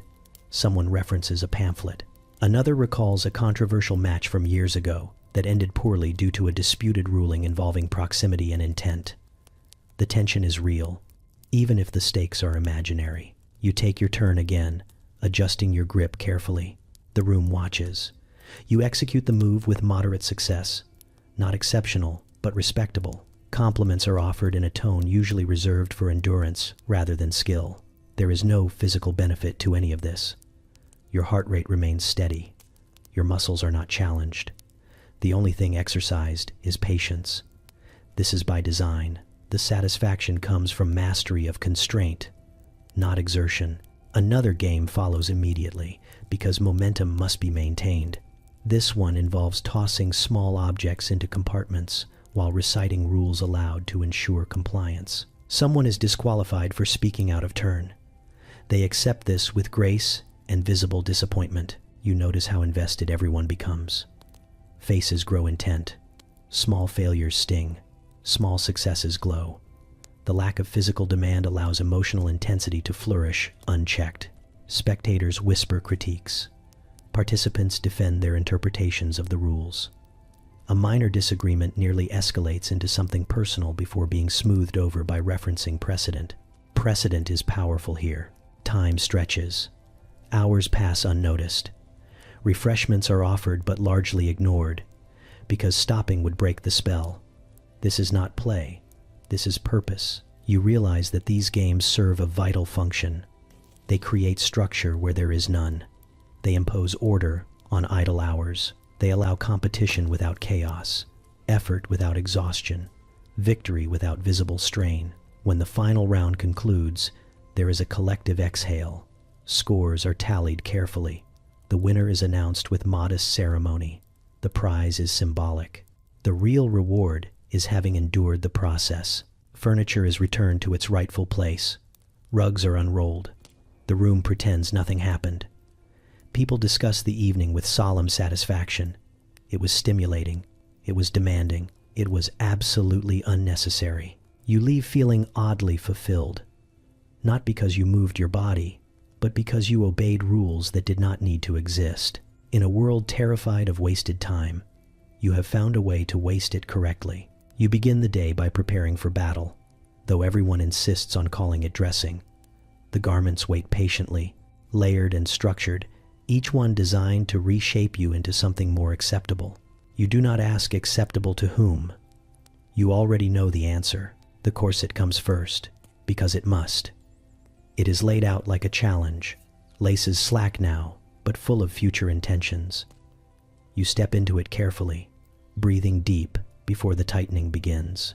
Someone assists, pulling slowly, methodically, as if calibrating an instrument rather than constricting a human torso. You hold onto a chair and focus on maintaining composure. Flinching would suggest weakness.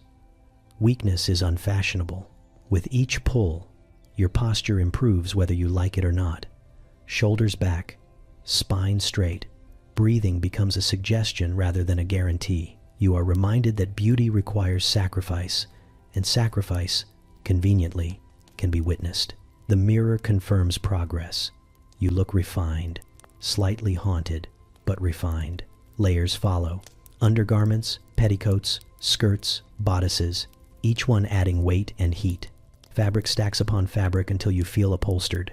Movement becomes deliberate. Sitting requires planning. Standing requires commitment.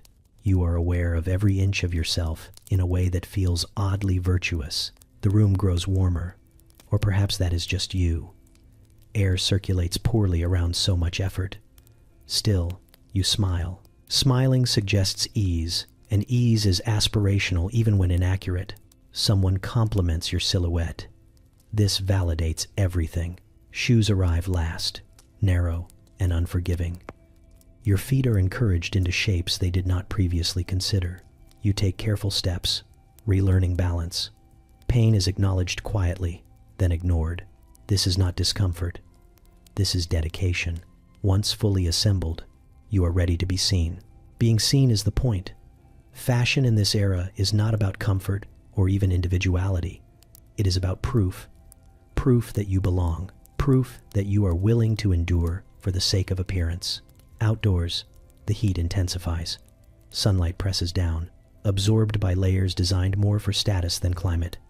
You move slowly, because speed would disrupt the lines.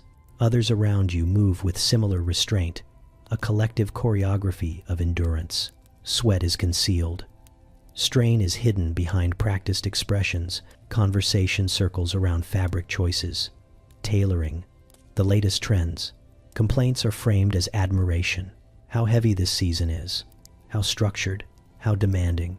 Everyone agrees it is worth it. You observe how fashion becomes a shared trial.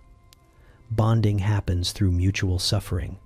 Compliments are exchanged like medals. Someone mentions fainting at a recent event, and this is received with envy rather than concern.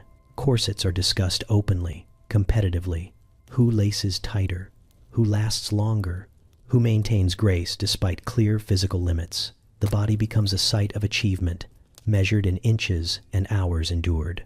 There is a strange comfort in the uniformity. Everyone is constrained together. Individual discomfort dissolves into collective effort. You are not alone in this. That makes it noble. As the day wears on, your movements grow more economical. You learn how to turn without twisting, how to sit without collapsing, how to laugh without breathing too deeply. These are skills honed through necessity. By evening, the strain settles deep. Muscles ache, skin protests. Still, you remain upright. Removing the garments too soon would cheapen the experience. You must be seen like this for it to count. When the moment finally comes to undress, it is slow and reverent. Laces loosen, layers peel away. Air rushes back in, shocking in its freedom. You feel lighter, almost unreal. Marks remain, temporary evidence of commitment. You touch them thoughtfully. They will fade, but the memory will not. Tomorrow, you will do it again. Because in this world, fashion is not worn, it is survived. You arrive knowing full well that someone is going to suffer, and that someone might be you. The invitation was vague in the way that signals danger. An evening gathering, light entertainment, a chance to observe character. In Victorian language, this translates to public embarrassment with refreshments. The room is arranged to encourage exposure. Chairs face inward. A small platform occupies the center, just elevated enough to make standing there feel significant. People take their seats quickly, choosing positions that allow a clear view while maintaining plausible distance from responsibility. No one wants to be too close to the action. That would imply involvement. The host opens with genial remarks about humility, improvement, and the value of laughter shared among friends. Everyone nods. Laughter, after all, is healthiest when someone else provides it.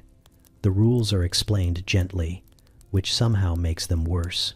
Participants will be called upon to read, perform, confess, or demonstrate. Errors will be noted. Reactions will be observed. The first victim is invited forward with applause that sounds encouraging but feels like pressure. They smile tightly and comply. Perhaps they are asked to recite something difficult. Perhaps they are handed an object they clearly do not know how to use. The specifics hardly matter. The point is imbalance. Knowledge versus expectation, confidence versus reality. They begin. A mistake happens quickly. It always does. A pause, a stumble. The audience responds with restrained amusement.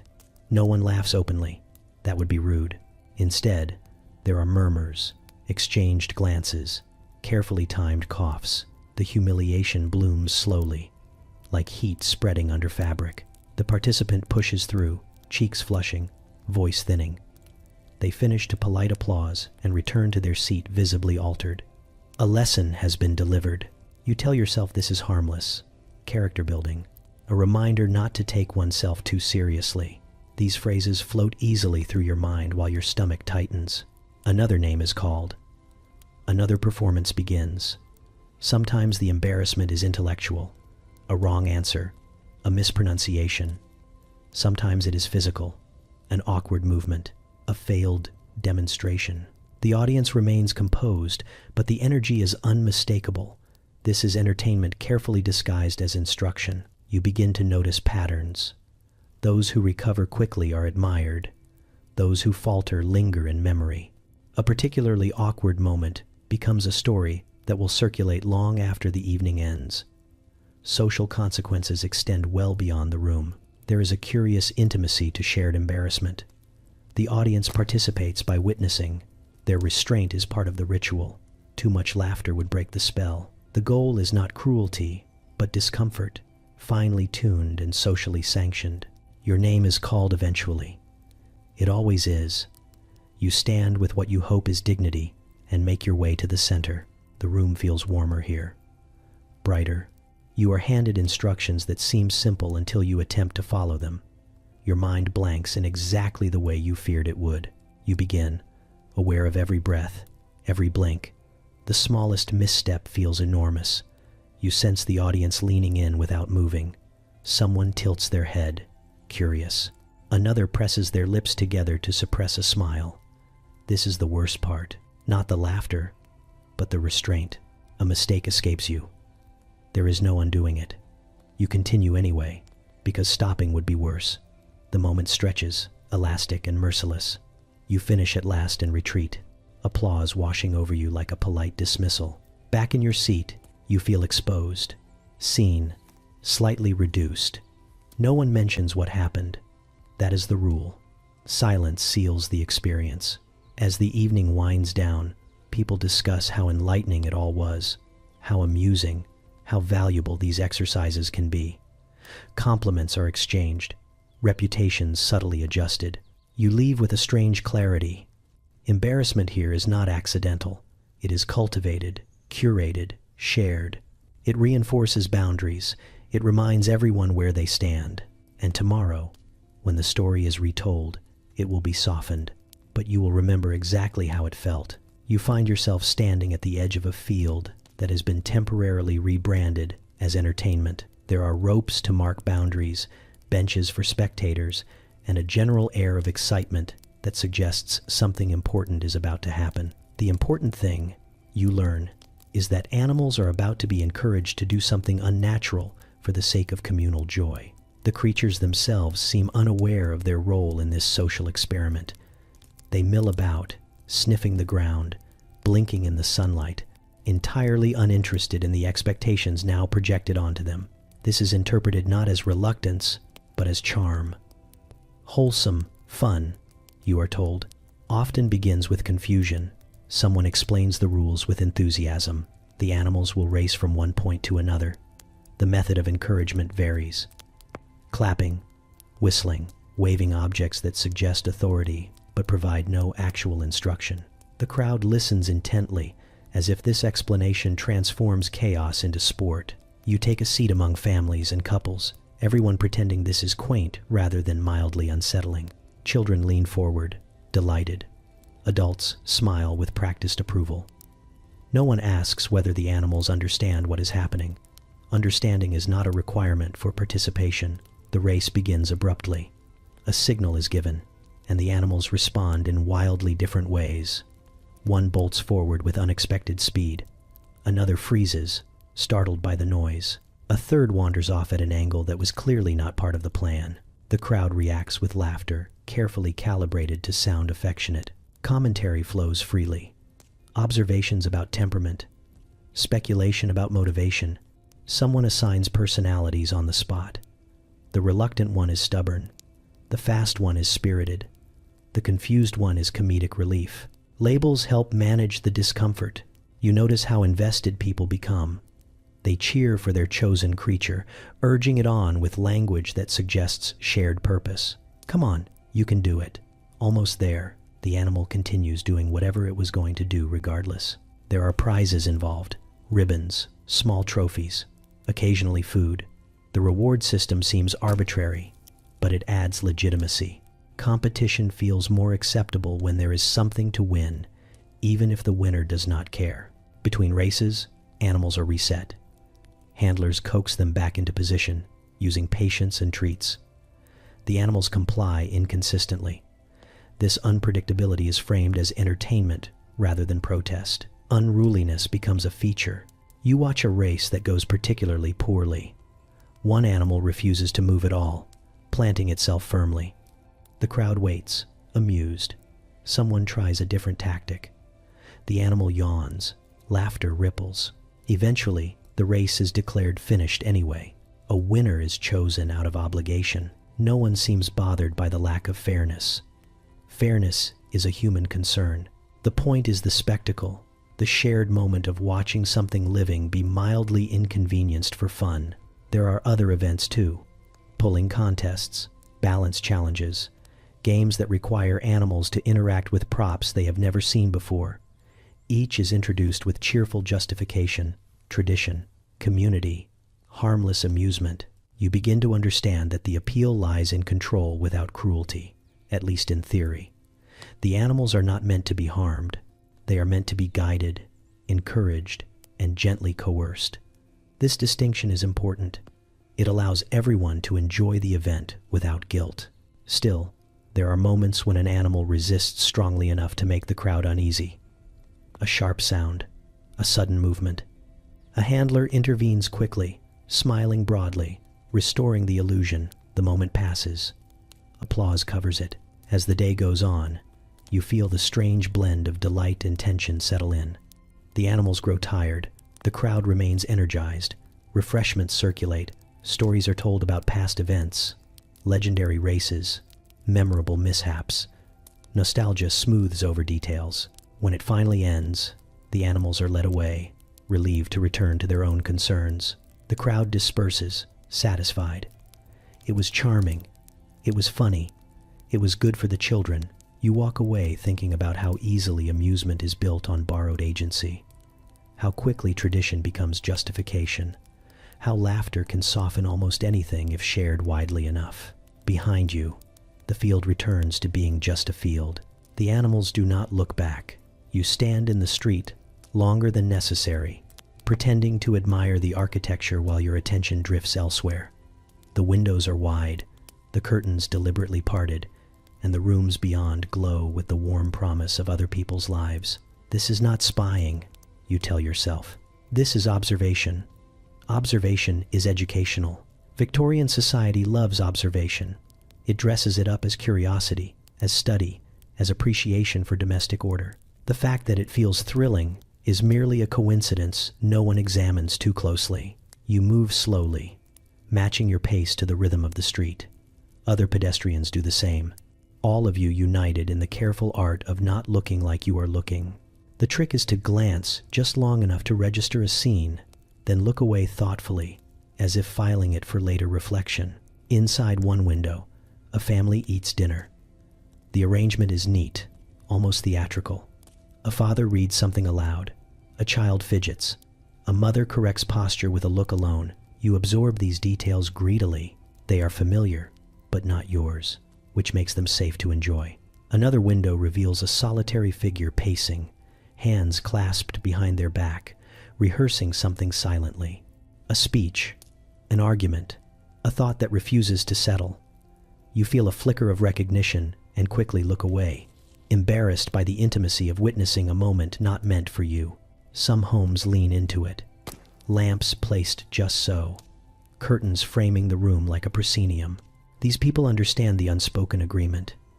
If you live visibly enough, you control what is seen. Performance becomes protection. Others seem oblivious.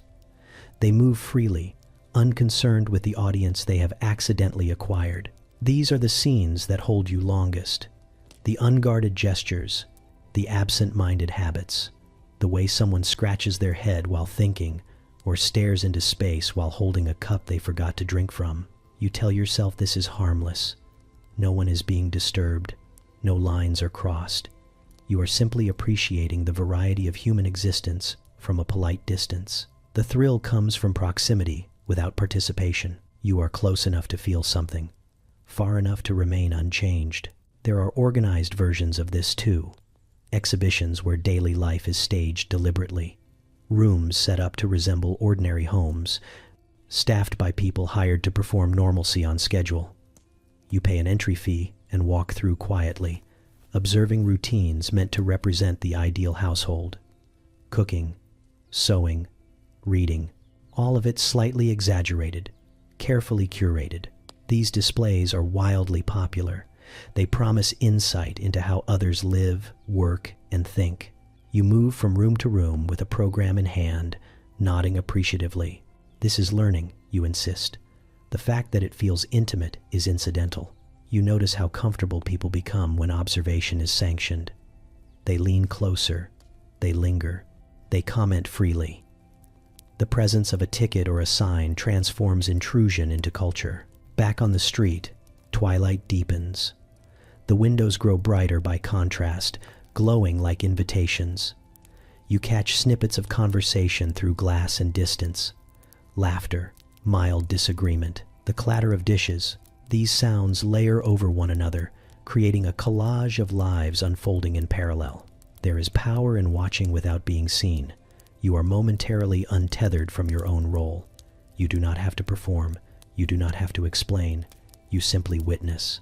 And yet, there is a faint discomfort beneath it all, a sense that this pleasure relies on asymmetry, that knowing more about others than they know about you creates a subtle imbalance. You push this thought aside. Overthinking ruins perfectly good pastimes.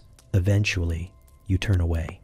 The spell breaks when you catch your own reflection in the glass, superimposed over someone else's life. For a moment, you see yourself as part of the display, another figure framed by light, visible and interpretable. You walk on, hands in your pockets, heart oddly quickened. Tomorrow, you will pass these same windows again. The scenes will be different. The thrill will remain, because in a world where privacy is prized and distance is polite, watching quietly becomes one of the few ways to feel connected without commitment. And everyone pretends not to notice how much they enjoy it. You discover that usefulness is deeply suspicious. Objects that serve a purpose imply efficiency, and efficiency suggests haste, which is never attractive. Instead, you cultivate an interest in things that do absolutely nothing except exist beautifully and demand attention. This is not wasteful. This is discerning. Your collection begins innocently enough. A small object caught in a shop window, smooth, polished, entirely unnecessary. You purchase it because it pleases you, and because explaining why it pleases you takes longer than buying it. This delay is important. Taste, after all, should never be rushed. Soon, one object becomes many. They gather on shelves, in drawers, arranged with careful intention. Paperweights that will never restrain paper. Miniature carvings too delicate to touch regularly. Trinkets whose original function has been lost to time, if it ever existed at all. You enjoy the ambiguity. Mystery flatters the owner. Visitors ask what they are for. You smile and say nothing helpful. The correct answer is not that they do nothing, but that they require appreciation. Appreciation is labor of a refined sort. You learn to speak about your collection fluently. You mention materials, craftsmanship, provenance. You discuss the patience required to acquire such things, the hours spent searching, waiting, selecting. Patience becomes the point. Anyone can buy something useful. It takes dedication to commit to the unnecessary. There is status in this. Not loud status, but quiet, unmistakable status.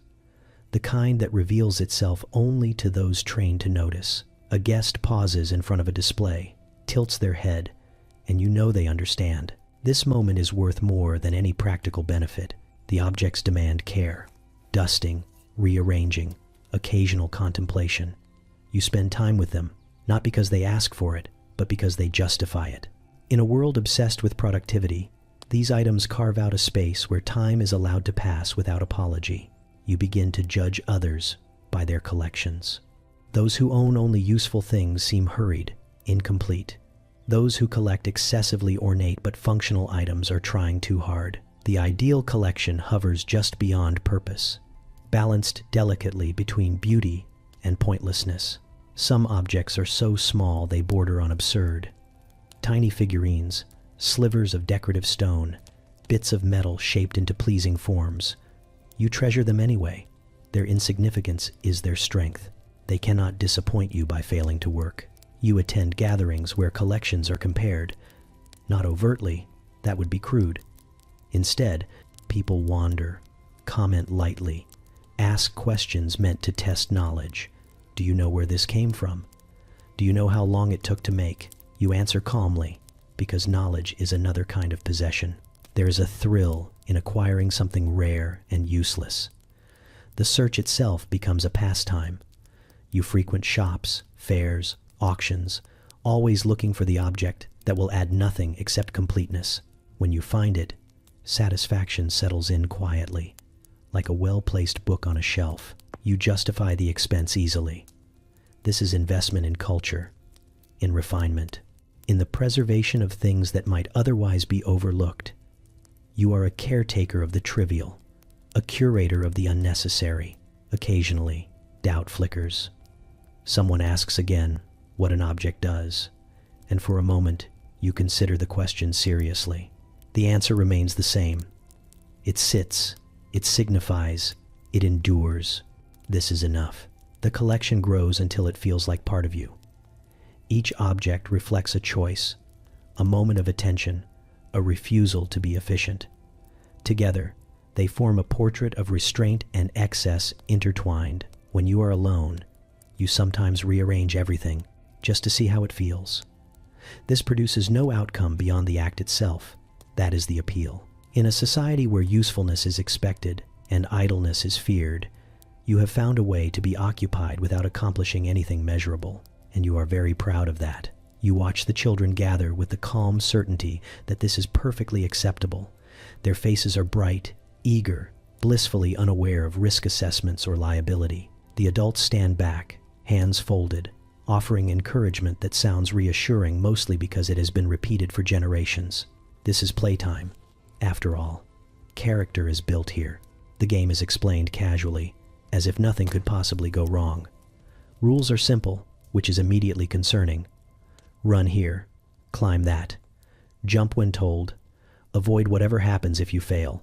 No one specifies the consequences clearly. Mystery is part of the appeal. The children do not hesitate. They rarely do. They scramble forward, laughing, shoving, competing with a level of enthusiasm that suggests survival instincts have been temporarily overridden. You notice how high the structure is only after someone reaches the top. You notice how far the drop is only when someone looks down. Adults murmur approval. This is healthy. This builds resilience. A scraped knee is a lesson. A fall is a story. Fear is framed as excitement, and excitement is encouraged as long as it produces bravery rather than tears. Another game begins almost immediately, because momentum is important. This one involves blindfolds. Someone spins a child gently, points them in a general direction, and steps back. The objective is vague, but the laughter is loud. Obstacles are plentiful. Furniture, trees, other children. Navigation becomes guesswork. You feel a flicker of concern when someone collides with something solid. It passes quickly. The child pops back up, smiling, praised for perseverance. Pain is acknowledged only if it disrupts the fun. There are games involving speed, games involving balance, games involving heights, water, fire, or sharp edges that are described as mostly safe. And mostly is doing a lot of work here. The children accept the risks instinctively. They have not yet learned to question the rules of play handed down to them. Adults exchange knowing looks. They remember these games fondly. Memory smooths the danger into nostalgia. If they survived, surely the children will too. One activity requires running across uneven ground while holding an object that should not be dropped. The object is heavy. The ground is unforgiving. Instructions are shouted with enthusiasm. Someone trips. There is a collective intake of breath, followed by applause when they stand up again. Victory is defined narrowly. You notice how rarely adults intervene. Intervention would interrupt the lesson. The lesson is that fear is temporary and pain is negotiable. The lesson is that life does not come with padding. Some children hesitate at the edge of a challenge. They are coaxed gently, told they can do it, reminded that others already have. Peer pressure is disguised as encouragement. Eventually, they step forward, heart racing, eyes wide. When they succeed, pride floods in. When they fail, they are helped up and urged to try again later. There is a strange fairness to it. Everyone participates. Everyone risks something. No one is exempt. The rules apply equally, regardless of size or confidence. This is framed as justice. As the games continue, the adults grow more relaxed. Their initial tension fades into amusement. They laugh at near misses.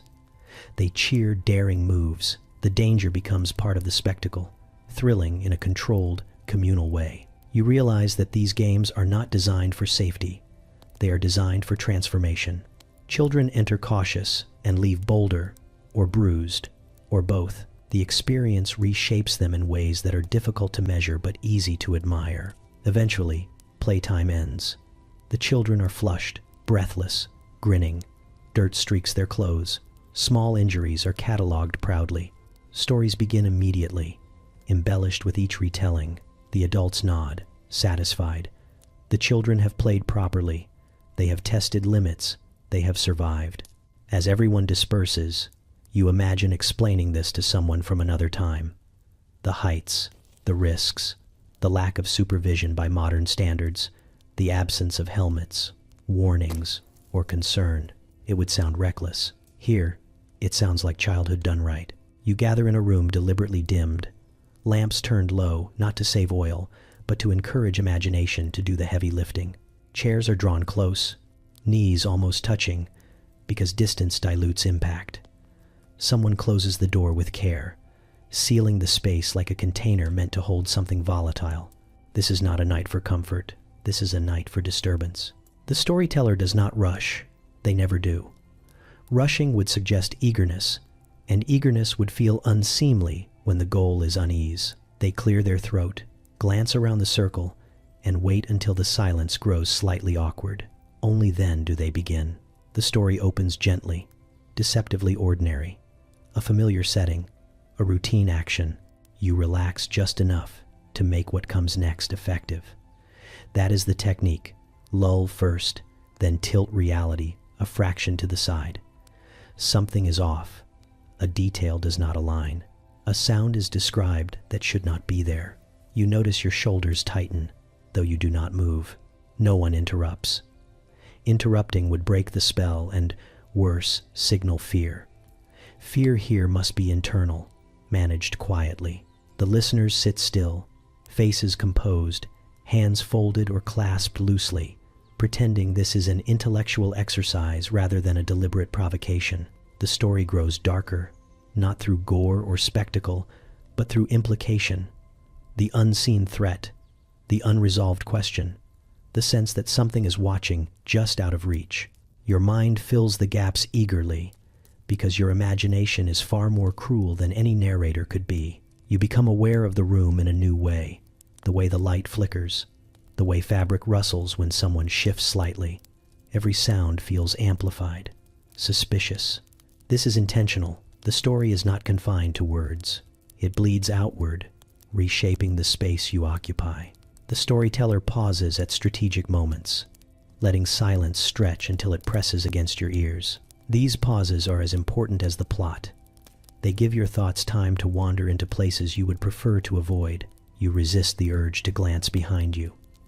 Resisting becomes part of the experience.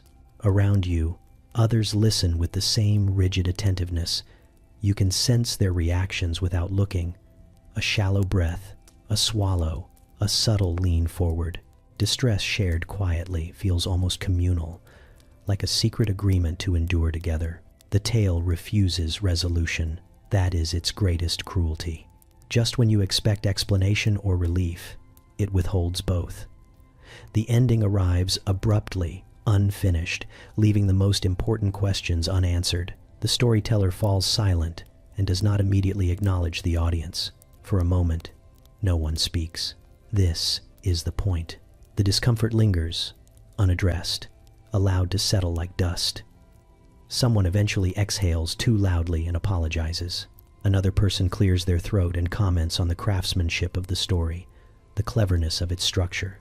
These remarks are lifelines, attempts to reframe what you feel as appreciation rather than unease. More stories follow, each one distinct, each one designed to unsettle in a different way. Some play with isolation, some with inevitability, some with the idea that the familiar is not as safe as it pretends to be. None offer comfort. Comfort would defeat the purpose. You begin to understand that these gatherings are not about fear itself, but about control. Experiencing distress on command, in a safe room with polite company, makes it feel manageable. You choose to be unsettled, and that choice matters. The storyteller watches the audience carefully, adjusting tone and pace in response. A raised eyebrow here, a lowered voice there. This is a performance calibrated to provoke without overwhelming. Too much distress would be vulgar. The goal is sustained unease, not panic. As the evening winds down, conversation resumes cautiously. People discuss themes, symbolism, historical context, anything to keep the talk safely abstract. No one admits how deeply the stories sank in. That would make the experience personal, and personal reactions are best kept private. You leave with the unsettling sense that something has followed you out. Not literally, you tell yourself, just an idea, a mood, a lingering echo of words that refuse to settle. The street outside looks the same, but you move through it differently, alert to shadows, to sounds, to the possibility that ordinary things are not entirely benign. Later, alone, you replay the stories despite yourself. They cling, precisely because they were designed to. Distress, once invited in politely, does not always know when to leave, and yet, you know you will return, because there is a strange satisfaction in being unsettled on purpose. It reminds you that you are still paying attention. You discover early that nothing is too small to matter if enough people agree to care deeply about it. A diversion becomes a discipline the moment rules are written down and someone starts keeping score. This is how reputations are made, not through grand achievements, but through obsessive devotion to things that should not carry weight and somehow do. It begins innocently, a casual pastime mentioned in passing, a suggestion made over tea. Someone proposes adding structure, just to keep things fair. Fairness is persuasive. Soon there are guidelines, then clarifications, then debates about interpretation. By the time you realize what has happened, the activity has acquired gravity. You attend the first official gathering with mild curiosity. The room is arranged with seriousness usually reserved for negotiations. Tables are aligned precisely. Materials are inspected. Someone reads the rules aloud, not because anyone needs to hear them, but because ritual demands it. Silence follows, heavy and respectful. The task itself is trivial. Sorting something small, arranging objects by criteria no one outside the room would care about. Performing a delicate action that takes minutes at most, yet the focus applied to it is intense. Brows furrow, hands steady, breathing controlled. This is competition now. You watch as participants demonstrate their techniques. Each movement has been refined through repetition. There are preferred methods and controversial ones. Someone whispers about an incident last season that nearly caused a scandal. The stakes feel absurd and very real at the same time. When your turn comes, you feel the weight of expectations settle on your shoulders. You approach the task with care, aware that every choice is being observed. A minor mistake would be noted. A clever maneuver might be remembered. You proceed slowly, deliberately, because haste would suggest disrespect. Around you, the audience watches with restrained intensity. No one speaks. Commentary would be inappropriate. Judgment is delivered silently, through posture and expression. You finish and step back, heart beating faster than seems reasonable. Results are discussed afterward with solemnity. Scores are tallied. Performance is analyzed. Someone challenges a ruling, citing precedent. The room divides briefly, then resolves the issue through compromise that satisfies no one completely. This is taken as a sign of fairness. You learn that these competitions extend beyond the event itself. Results are remembered. Names are associated with outcomes. Invitations hinge on past performance. A careless showing can follow you for months, resurfacing in polite conversation as a cautionary tale. What makes it compelling is not the activity, but the structure wrapped around it. The certainty that effort will be measured, that skill, however narrow, will be recognized. In a world where so much is ambiguous, these small arenas offer clarity. You begin to practice at home, quietly, methodically, improving fractions at a time. You justify this easily. Mastery is admirable. Discipline is character building. The fact that the skill applies nowhere else is irrelevant. Others do the same. Entire evenings are devoted to refining technique. Notes are taken, adjustments made. The activity grows, sprouting variations and subcategories. New competitions emerge, old ones fade. Tradition forms rapidly when people care enough. There are consequences for taking it lightly. Someone laughs during a demonstration and is met with cool glances. Another dismisses the importance of the outcome and finds themselves excluded from future events. Enthusiasm is mandatory. Irony is dangerous. You notice how pride slips in unnoticed. You identify yourself by your standing. You measure progress by comparison. You feel satisfaction when you do well and irritation when you do not. All of this over something that would sound ridiculous if explained plainly. Yet you do not explain it plainly. You describe it with care, emphasizing precision, history, and the values it represents. You hear yourself and recognize the pattern. This is how importance is manufactured. As seasons pass, the competitions continue. Minor diversions elevated into rituals. Small victories celebrated quietly. Small failures remembered longer than they should be. You participate fully, because opting out would mean admitting it never mattered, and that would unravel everything. So you keep showing up, taking small things very seriously, defending rules that exist only because you believe in them. In this way, meaning accumulates. Not because it was there to begin with, but because you decided it should be. You sign your name on a membership ledger that already contains far too many signatures for something this specific. The title of the club is long, earnest, and deeply committed to precision. It references an interest so narrow that explaining it aloud would require a diagram and an apology. No one questions it. Questioning would be impolite. The meeting room smells faintly of polish and tea. Chairs are arranged in a careful semicircle, suggesting both equality and scrutiny. On a side table sit objects related to the shared obsession, laid out with reverence. You recognize some of them vaguely. Others appear to exist solely to justify the club's existence. Introductions proceed in a ritualized manner. Names are shared, followed by brief explanations of personal involvement with the interest. These explanations vary wildly in depth, but all are delivered with the same solemn enthusiasm. Years of dedication are compressed into polite sentences. Everyone listens intently, because listening is the admission price. You notice how comforting the specificity feels. Here, no one needs to justify why this matters. Everyone has already agreed that it does. The relief is immediate. Outside these walls, such passion might earn confusion. Here, it earns nods. The agenda is read aloud. It is extensive. Discussions planned, demonstrations scheduled, a debate over a minor technical distinction that has apparently divided the group for months. You feel a flicker of excitement. This is seriousness without consequence, and it is intoxicating. Someone presents first. They speak with quiet authority, gesturing toward an object that means nothing to the uninitiated and everything to this room. Terms are used freely, without explanation. You understand just enough to follow the emotional rhythm. Agreement hums. Disagreement sharpens attention. When questions are invited, they are thoughtful and precise. No one wastes time on broad ideas. Everything here is granular. Details matter. Differences of opinion are handled delicately, wrapped in courtesy, but they are real. This is not casual interest. This is identity adjacent. You realize that these clubs exist to provide permission. Permission to care deeply about something obscure. Permission to spend hours refining knowledge that will never be useful in a crisis.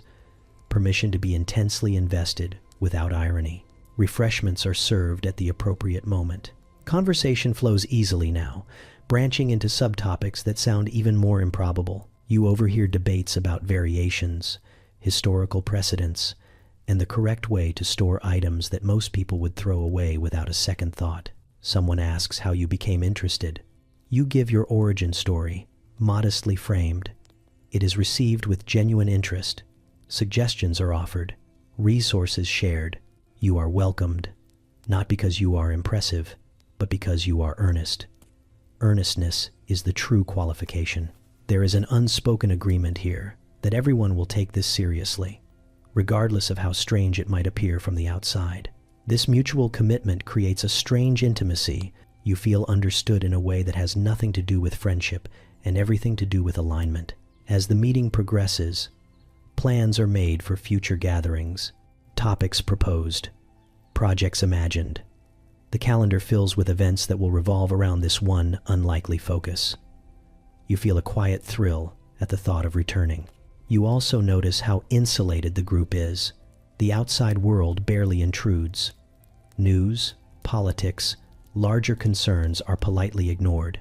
Here, the universe narrows to a manageable scale. Problems are solvable. Debates are contained. The stakes are just high enough to matter and just low enough to be safe. At the end, formal thanks are given. Applause is restrained but sincere. The chairs are stacked. Objects are packed away with care. People linger, exchanging final thoughts, reluctant to leave the clarity of shared obsession. Walking out, you feel oddly lighter. You have spent hours focused on something that does not advance your career, improve your health, or change the world. And yet, it feels important. Because in a society that values restraint and composure, these clubs offer a sanctioned outlet for fixation. They are pressure valves disguised as organizations. You will return, not because anyone expects you to, but because you have found a place where caring deeply about something unnecessary is not just allowed, it is the entire point. You stand in a field that smells faintly of damp grass and moral superiority. Nothing is happening, which is precisely the point. You are here to watch it continue, not happening for as long as possible. Around you, other adults stand just as still, eyes lifted, faces composed into expressions of thoughtful absorption. This is leisure. This is improvement. Someone has brought a folding chair but is careful not to look too comfortable in it. Comfort suggests indulgence. Discomfort suggests virtue. You remain standing, boots sinking slightly into the soil, because standing implies engagement with the natural world, whereas sitting implies weakness of character. A cloud drifts overhead. Several people notice at once. No one speaks. Speaking would interfere with the cloud. You have been told that this is restorative. Doctors recommend it. Clergymen approve. It is said to steady the nerves and strengthen the constitution, which is useful in a century where everything else seems determined to undo you. The idea is simple. If you stare long enough at something harmless, your thoughts will behave themselves. You try to look as though you are absorbing wisdom directly from the sky. In truth, you are counting how many minutes have passed and wondering whether clouds know they are being observed. The group remains quiet, except for the occasional cough that is immediately suppressed out of politeness to the atmosphere. Nearby, a gentleman is fixated on an ant. Not ants generally, just this one. He follows its progress with the intensity usually reserved for military campaigns.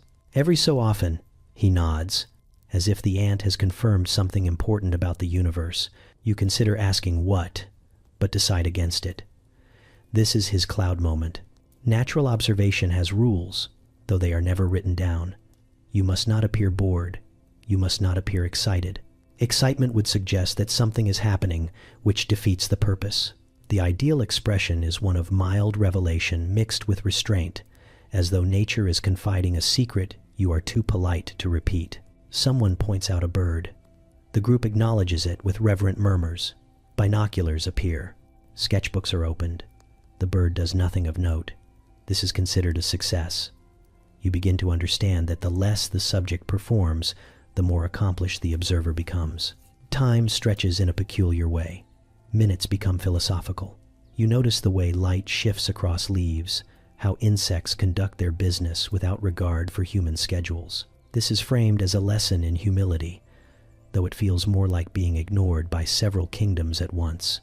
A lady beside you sighs softly and says she could watch the grass grow all afternoon. This is not a joke. She means it as praise. Grass is honest work, she explains. Never rushing, never complaining. You nod solemnly, as if you have not personally witnessed grass doing absolutely nothing for several hours now. There is a competitive edge to the stillness. Who can watch the longest without distraction? Who can notice the smallest change? Someone claims to have seen a flower adjust itself slightly toward the sun. This is met with impressed silence. You consider inventing an observation of your own, but fear being asked to elaborate. The restorative qualities are supposed to creep up on you. You are not meant to feel refreshed immediately. That would be suspicious. Instead, you are meant to feel subtly altered, as though your inner chaos has been gently scolded into better behavior by a shrub. At some point, you realize you have stopped thinking about yourself quite so loudly. Your worries have not vanished, but they have been crowded out by beetles and shadows and the slow performance of weather. It is not thrilling. It is not even pleasant in a conventional sense. It is quieter than that. You understand now why this passes for entertainment. In a world obsessed with decorum, watching nature offers a way to be occupied without risking enthusiasm. You can participate fully while appearing almost asleep. You can spend an entire afternoon accomplishing nothing and call it health.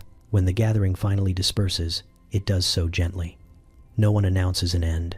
People simply drift away, satisfied, as though they have attended a very long sermon delivered by Moss. You leave with dirt on your boots and a strange sense of achievement. You have watched the world exist, and somehow, that counts. You step into the evening already aware that something might go wrong, and that this is precisely why you came. The invitation did not promise safety. It promised stimulation, which in Victorian terms means you may narrowly avoid disaster and be expected to discuss it politely afterward. You adjust your coat, nod to the others, and accept that tonight's entertainment hinges on the possibility of mild catastrophe. Danger, you learn quickly, is far more respectable when it wears a waistcoat.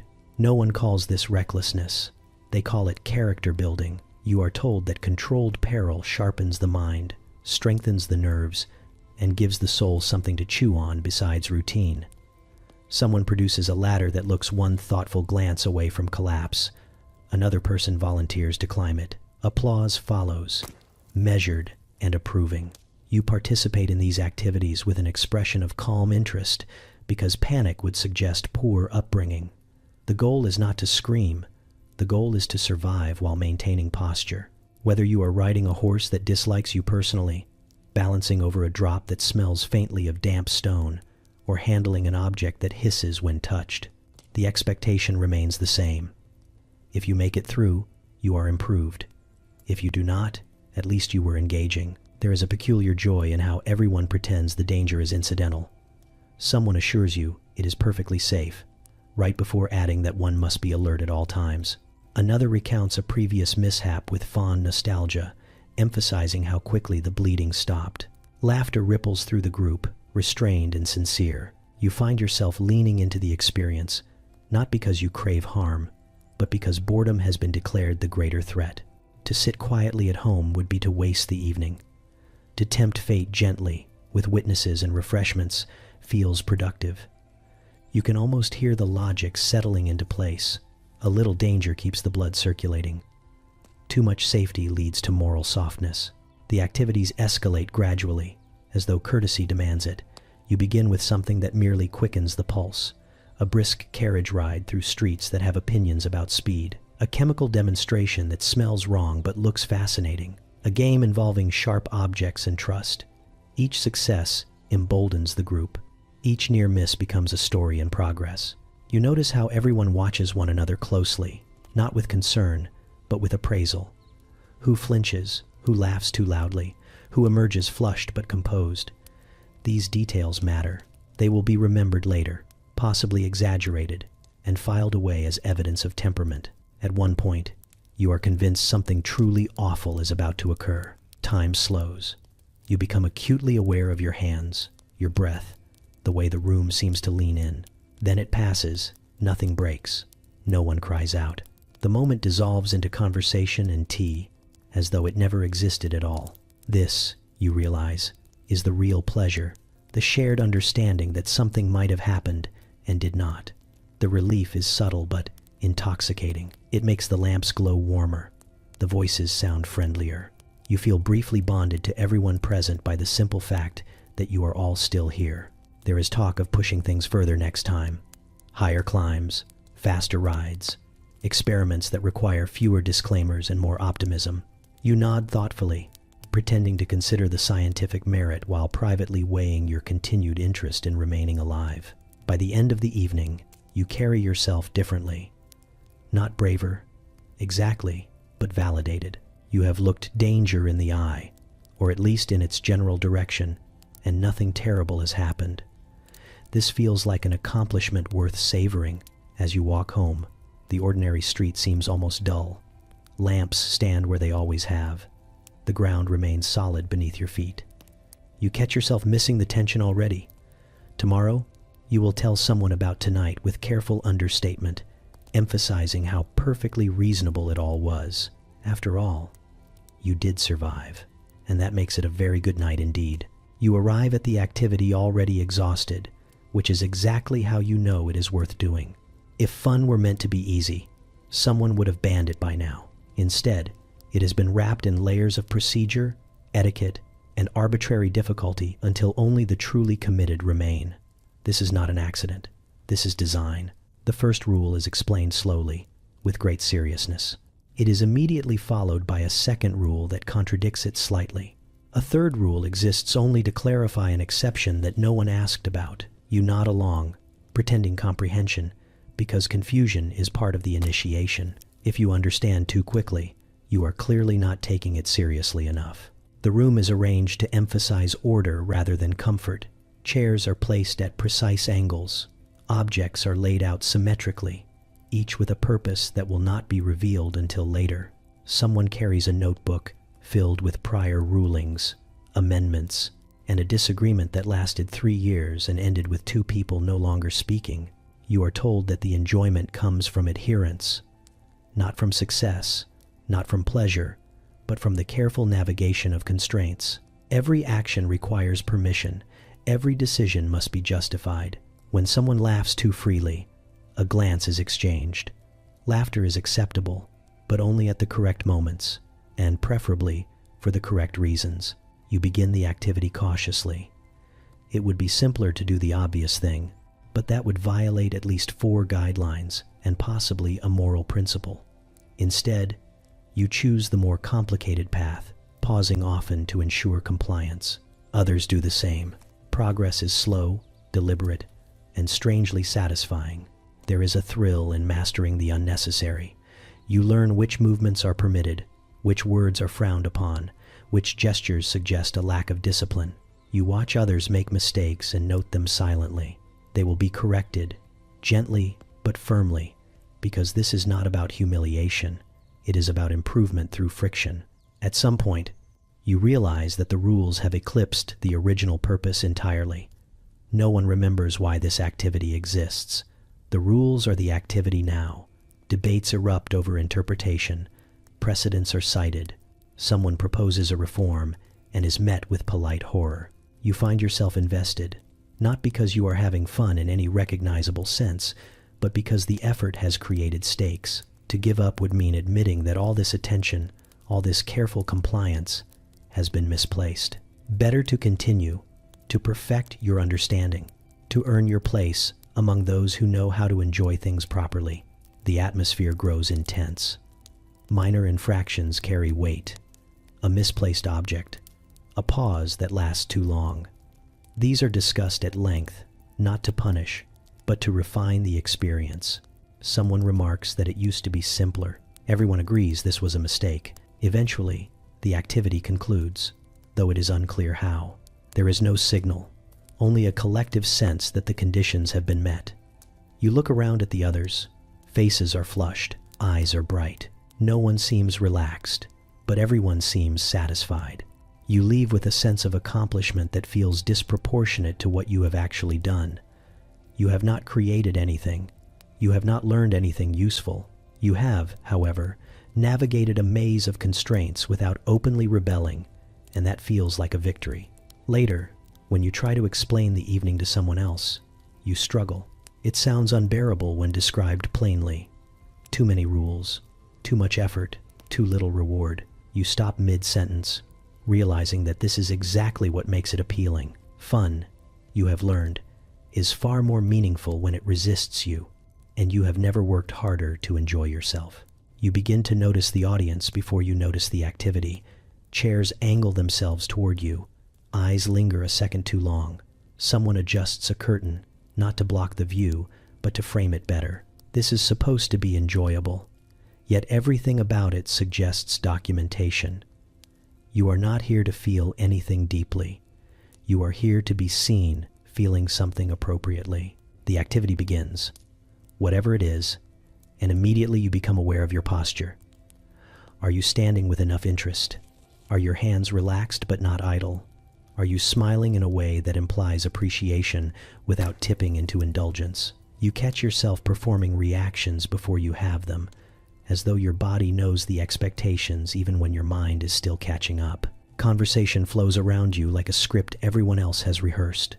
Observations are offered at regular intervals, not because they are necessary, but because silence might suggest disengagement. Laughter arrives on cue, polite and contained, the sort of laughter that reassures others you are having the correct amount of fun. Too much would be suspicious. Too little would be noted. You realize the activity itself is almost irrelevant. It could be music, or a game, or a display of mild skill. The real event is the mutual observation. Who leans in? Who claps first? Who waits just long enough to seem thoughtful? You are all mirrors now, reflecting one another's enthusiasm back and forth until it becomes self-sustaining. There is pressure to demonstrate enjoyment visibly. You nod at the right moments. You murmur approval. You adjust your expression when you sense it drifting toward honesty. Authentic reactions are risky. They are unpredictable. Performance is safer. Performance can be calibrated. At one point, you forget to react, just for a moment. Your face goes still, your mind wandering somewhere quiet. The pause feels enormous. Someone glances at you with concern. You recover quickly, offering a comment that sounds measured and sincere. The balance is restored. No one mentions it, but you feel the invisible tally mark added somewhere. You start to understand that this is not deception. No one is lying exactly. You do feel something. It is just not what is being displayed. There is a faint, constant awareness that enjoyment is being evaluated. The knowledge changes it. Like a smile held for too long, it stiffens. The most skilled participants make it look effortless. They seem naturally delighted, naturally attentive, naturally charming. You watch them closely, noticing how often they adjust, how carefully they pace their reactions. This is practice, not instinct. They have learned when to glow and when to dim. You wonder when leisure became an exhibition, when amusement required witnesses to be validated. Alone, this activity might feel flat or even pointless. Together, under watchful eyes, it becomes meaningful, not because it is better, but because it is shared and recorded in memory. There is a strange comfort in it. You do not have to decide what you enjoy. The group has already agreed. You simply align yourself with the consensus. This removes uncertainty. It also removes risk. You are unlikely to love it, but you are equally unlikely to fail. As the evening progresses, you grow tired in a specific way, not bored, not overstimulated, but gently worn down by attention. Holding yourself in this shape requires effort. You maintain interest even when your thoughts drift. You remain present even when you would prefer to disappear into the background. When it finally ends, there is relief, disguised as satisfaction. Compliments are exchanged. Remarks are made about how delightful it all was. You add your voice to the chorus, and it sounds convincing even to you. After all, nothing went wrong. You performed correctly. Later, alone, you try to recall what you actually felt. The memory is hazy. What stands out most clearly is the sensation of being watched, the awareness of alignment, the careful choreography of response. You realize then that the purpose was never enjoyment in the private sense. It was participation, visibility, proof that you were there, that you engaged, that you understood how to be seen having a good time. And somehow, that has become enough. You become aware of it the moment your enjoyment starts to crest. That quiet internal alarm that tells you something has gone a little too far. Your smile lingers a fraction too long. Your laughter escapes with too much warmth. Immediately, you adjust. You soften it. You look away. Pleasure, you have learned, is safest when it remains implied. Here, enjoyment is something to be rationed carefully, like sugar or praise. A visible excess invites questions. Raised eyebrows, concern disguised as curiosity. You feel them scanning your expression, not because they begrudge your happiness, but because happiness without moderation suggests a lack of discipline. You compose yourself, grateful that no one has had to intervene. You continue participating, of course. Participation is required. You nod, you smile, you offer small affirmations at acceptable intervals. The key is balance. You must appear engaged without seeming delighted, content without seeming thrilled. The sweet spot exists somewhere between mild approval and thoughtful restraint, and you aim for it like a practiced acrobat. Someone nearby laughs freely, just for a moment. The sound rings out too brightly. It hangs in the air. A few heads turn. The laughter fades. The person clears their throat and apologizes lightly, as if for knocking something over. Everyone pretends not to notice, which is the kindest response available. You remind yourself that this is not repression. It is refinement. Pleasure, when left unchecked, grows sloppy. It spills. It draws attention. Proper enjoyment is quiet, internal, and preferably indistinguishable from good manners. You can feel it, certainly, but you need not advertise it. You begin to monitor your reactions more closely. When something genuinely amuses you, you release it slowly, letting it register as appreciation rather than delight. When something surprises you, you acknowledge it with interest instead of joy. You have learned the difference, and so has everyone else. There is a strange pride in this control. Anyone can enjoy themselves loudly. It takes effort to do it discreetly. You observe others practicing the same restraint, each of you silently calibrating, matching the room's emotional temperature. Too cold would suggest boredom. Too warm would suggest indulgence. The goal is a comfortable, respectable, lukewarm. You notice how often people speak about pleasure as though it were dangerous. Too much of it weakens character, makes one careless, invites judgment. Enjoyment must be earned, and even then, displayed sparingly. A good time is acceptable. A great time raises concerns. At some point, you feel a genuine swell of happiness.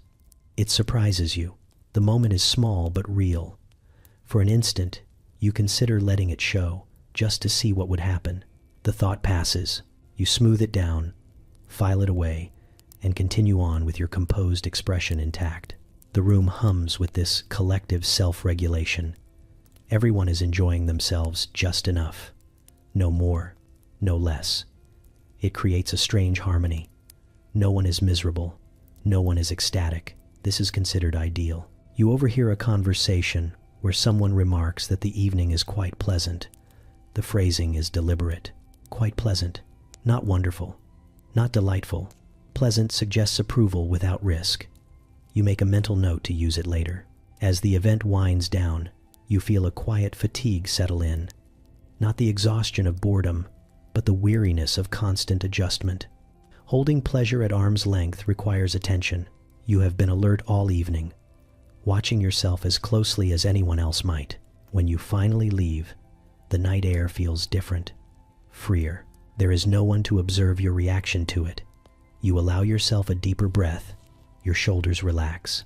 The enjoyment you denied earlier surfaces briefly, unobserved and unmeasured. You smile, just for yourself, and then, instinctively, you check that no one is watching. You imagine them standing just behind you, quietly horrified but deeply attentive, not shouting, not gasping, simply watching with that particular Victorian focus that feels like being measured for a coffin while still alive.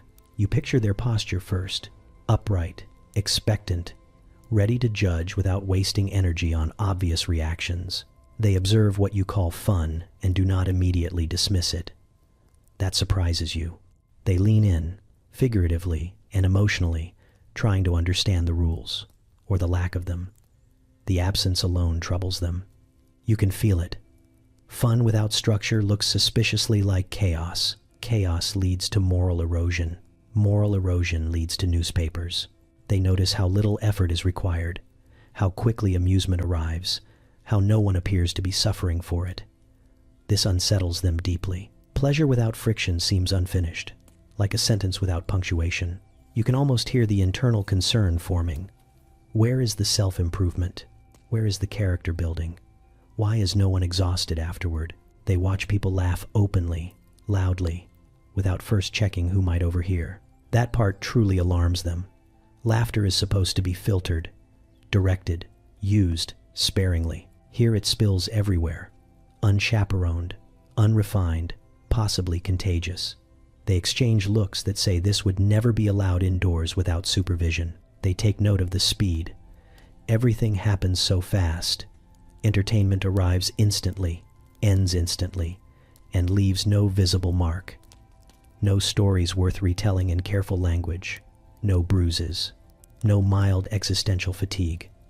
They worry something important is being skipped. A process, a lesson, some form of dignified discomfort, yet they keep watching. They notice something else too. The ease, the way people enjoy themselves without needing permission, the absence of social penalties for visible delight. This confuses them in a way that is almost painful. They were taught that joy must be earned and then restrained. Here it appears freely available, like tap water. They would call it indulgent, excessive, potentially dangerous. But beneath that, you sense curiosity. They wonder what it feels like to enjoy something without defending it, without justifying it as educational or improving or character forming. The thought unsettles them because it is tempting. They observe how modern fun does not require witnesses to be valid. People enjoy things alone, quietly, sincerely. This feels wrong to them, but also strangely intimate. Fun that exists without being seen feels rebellious, powerful. They are not sure whether to condemn it or admire it. You imagine one of them clearing their throat and offering a careful remark, something like, "It does appear pleasant," high praise, delivered with visible effort. Another might mention concern about moderation, about balance, about what happens when joy is no longer rationed, but you sense they are not entirely convinced by their own objections. They would certainly criticize the lack of danger, no controlled peril, no risk that proves fortitude. That part disappoints them. Surviving an evening without incident feels wasteful. They believe a good time should at least flirt with mild catastrophe. And yet, they watch you enjoying something fully, briefly, without apology. They see the way it does not undo you, the way you return intact, perhaps even lighter. This does not fit their expectations. They were warned that pleasure weakens people. You seem fine, better than fine. They might not approve, but you sense something else beneath the judgment. Validation. Not that their standards were correct, but that their suspicions were understandable. They spent their lives building elaborate systems to control joy because they believed it mattered. Watching you disregard those systems does not feel insulting. It feels instructive. You imagine them stepping back, folding themselves into memory, carrying this image with them, a world where fun does not require effort to justify its existence, a world that survives anyway. You feel oddly comforted by their imagined disapproval. It confirms that you are doing something different, something lighter, something that does not need to prove itself. And for a moment, you enjoy that thought without restraint. You step out of the century without ceremony.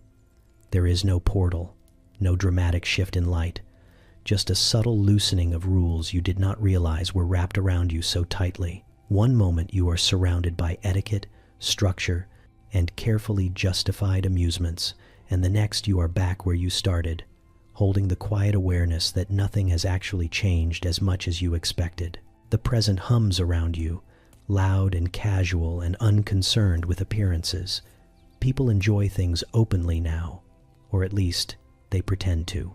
They scroll, they laugh, they binge, they relax without first constructing a moral argument for why it is allowed. And yet, you notice the same old patterns hiding beneath the surface, wearing different clothes. Fun is still being explained, still defended, still packaged as productive, deserved, earned. It just uses different language now. Self-care, wellness, optimization, balance. The Victorians would have loved the terminology. It has rules, it has hierarchy, it has guilt management built right in.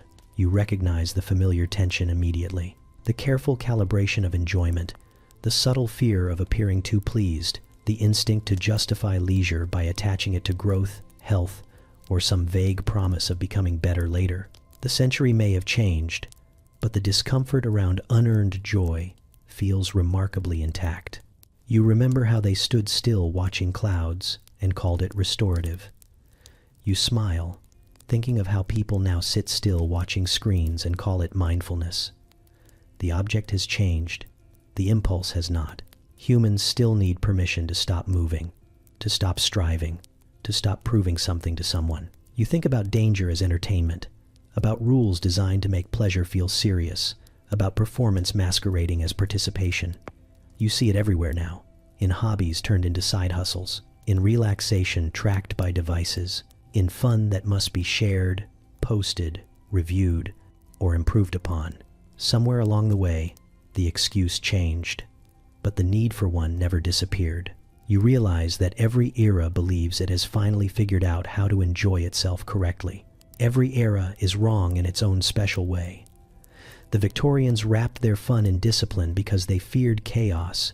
The present wraps it in convenience because it fears stillness. Both are uneasy with the idea of enjoyment existing for no reason at all. You feel oddly comforted by that. It means the confusion is not personal. It is inherited. You remember how carefully you regulated your reactions back then, how you watched yourself being watched. You catch yourself doing the same thing now, just faster, quieter, more efficiently. The audience may be invisible, but it is still there, somewhere between expectation and habit. For a moment, you consider what it would look like to enjoy something without explanation. No improvement, no outcome, no record, just the act itself, experienced and then allowed to pass. The thought feels both simple and strangely radical. You do not fully commit to it. Not yet. Old instincts die slowly, but you notice them now. You see the shape of them. You recognize the way fun has always been strange, always been negotiated, always been something humans circle carefully before allowing themselves to touch. The Victorians did not invent weird leisure. They just formalized it. You did not escape it by leaving their century. You brought the awareness with you. That is the difference. You step forward anyway, back into your own time, carrying the quiet understanding that joy has never been the problem. The explanations have, and maybe, just maybe, you can leave a few of them behind.